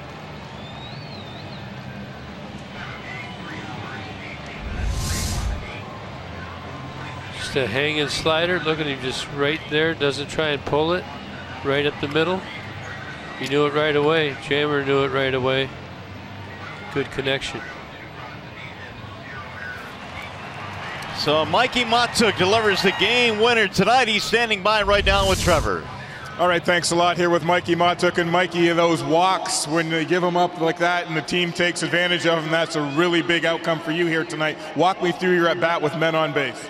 I knew the guy had, fastball slider guy. He has good velo, and I was just trying to stay within myself, see the ball deep, and put the ball in play. Obviously, you don't need a win with a homer. Base hit scores them, and that's what happened. The wild pitch to move the runners up 90 feet. How did that change your approach at that point in the at-bat, if at all? It didn't change it at all. It's the same thing. Guy was in scoring position. That was a winning run. He was probably going to pitch me the same. And I was just trying to see the ball up and put the ball in play. Your first game back in after that tender groin. You get back in there tonight and you come up with a hit like this? How good does that feel for you in a moment like this, especially after the game yesterday for the guys? Yeah, no, it felt great. Obviously, I was in the dugout watching it, and those things happen. So felt great tonight. I was a little anxious early on in the game, and I'm just happy I was able to come through with that. And before I let you go, just wanted you to give me a thought on Anibal Sanchez, the 11 strikeouts, and the way he performed here tonight. Sanchez was great. I mean, you can't ask for any more than that. He struck out 11, I think, and kept us in the game and allowed us to do this. Congrats, Mikey, on a big win for you and the guys tonight. Go enjoy. Thank you, man. All right, there's Mikey Matuk. We've got a whole lot more coming up on Tigers Live. Mickey York, tell us what's up next. Yeah, Trev, we're going to celebrate here in the post-game edition of Tigers Live. We'll take a look back at Mikey's game-winning at-bat, just how significant that was. Sensational was Anibal Sanchez tonight. We'll look at how he socked it to Chicago and hear from him in the clubhouse. And the streak continues for Nick Castellanos. It's a dandy dozen for Nick. And we've got Friday night fireworks following a Tigers victory next on Tigers Live.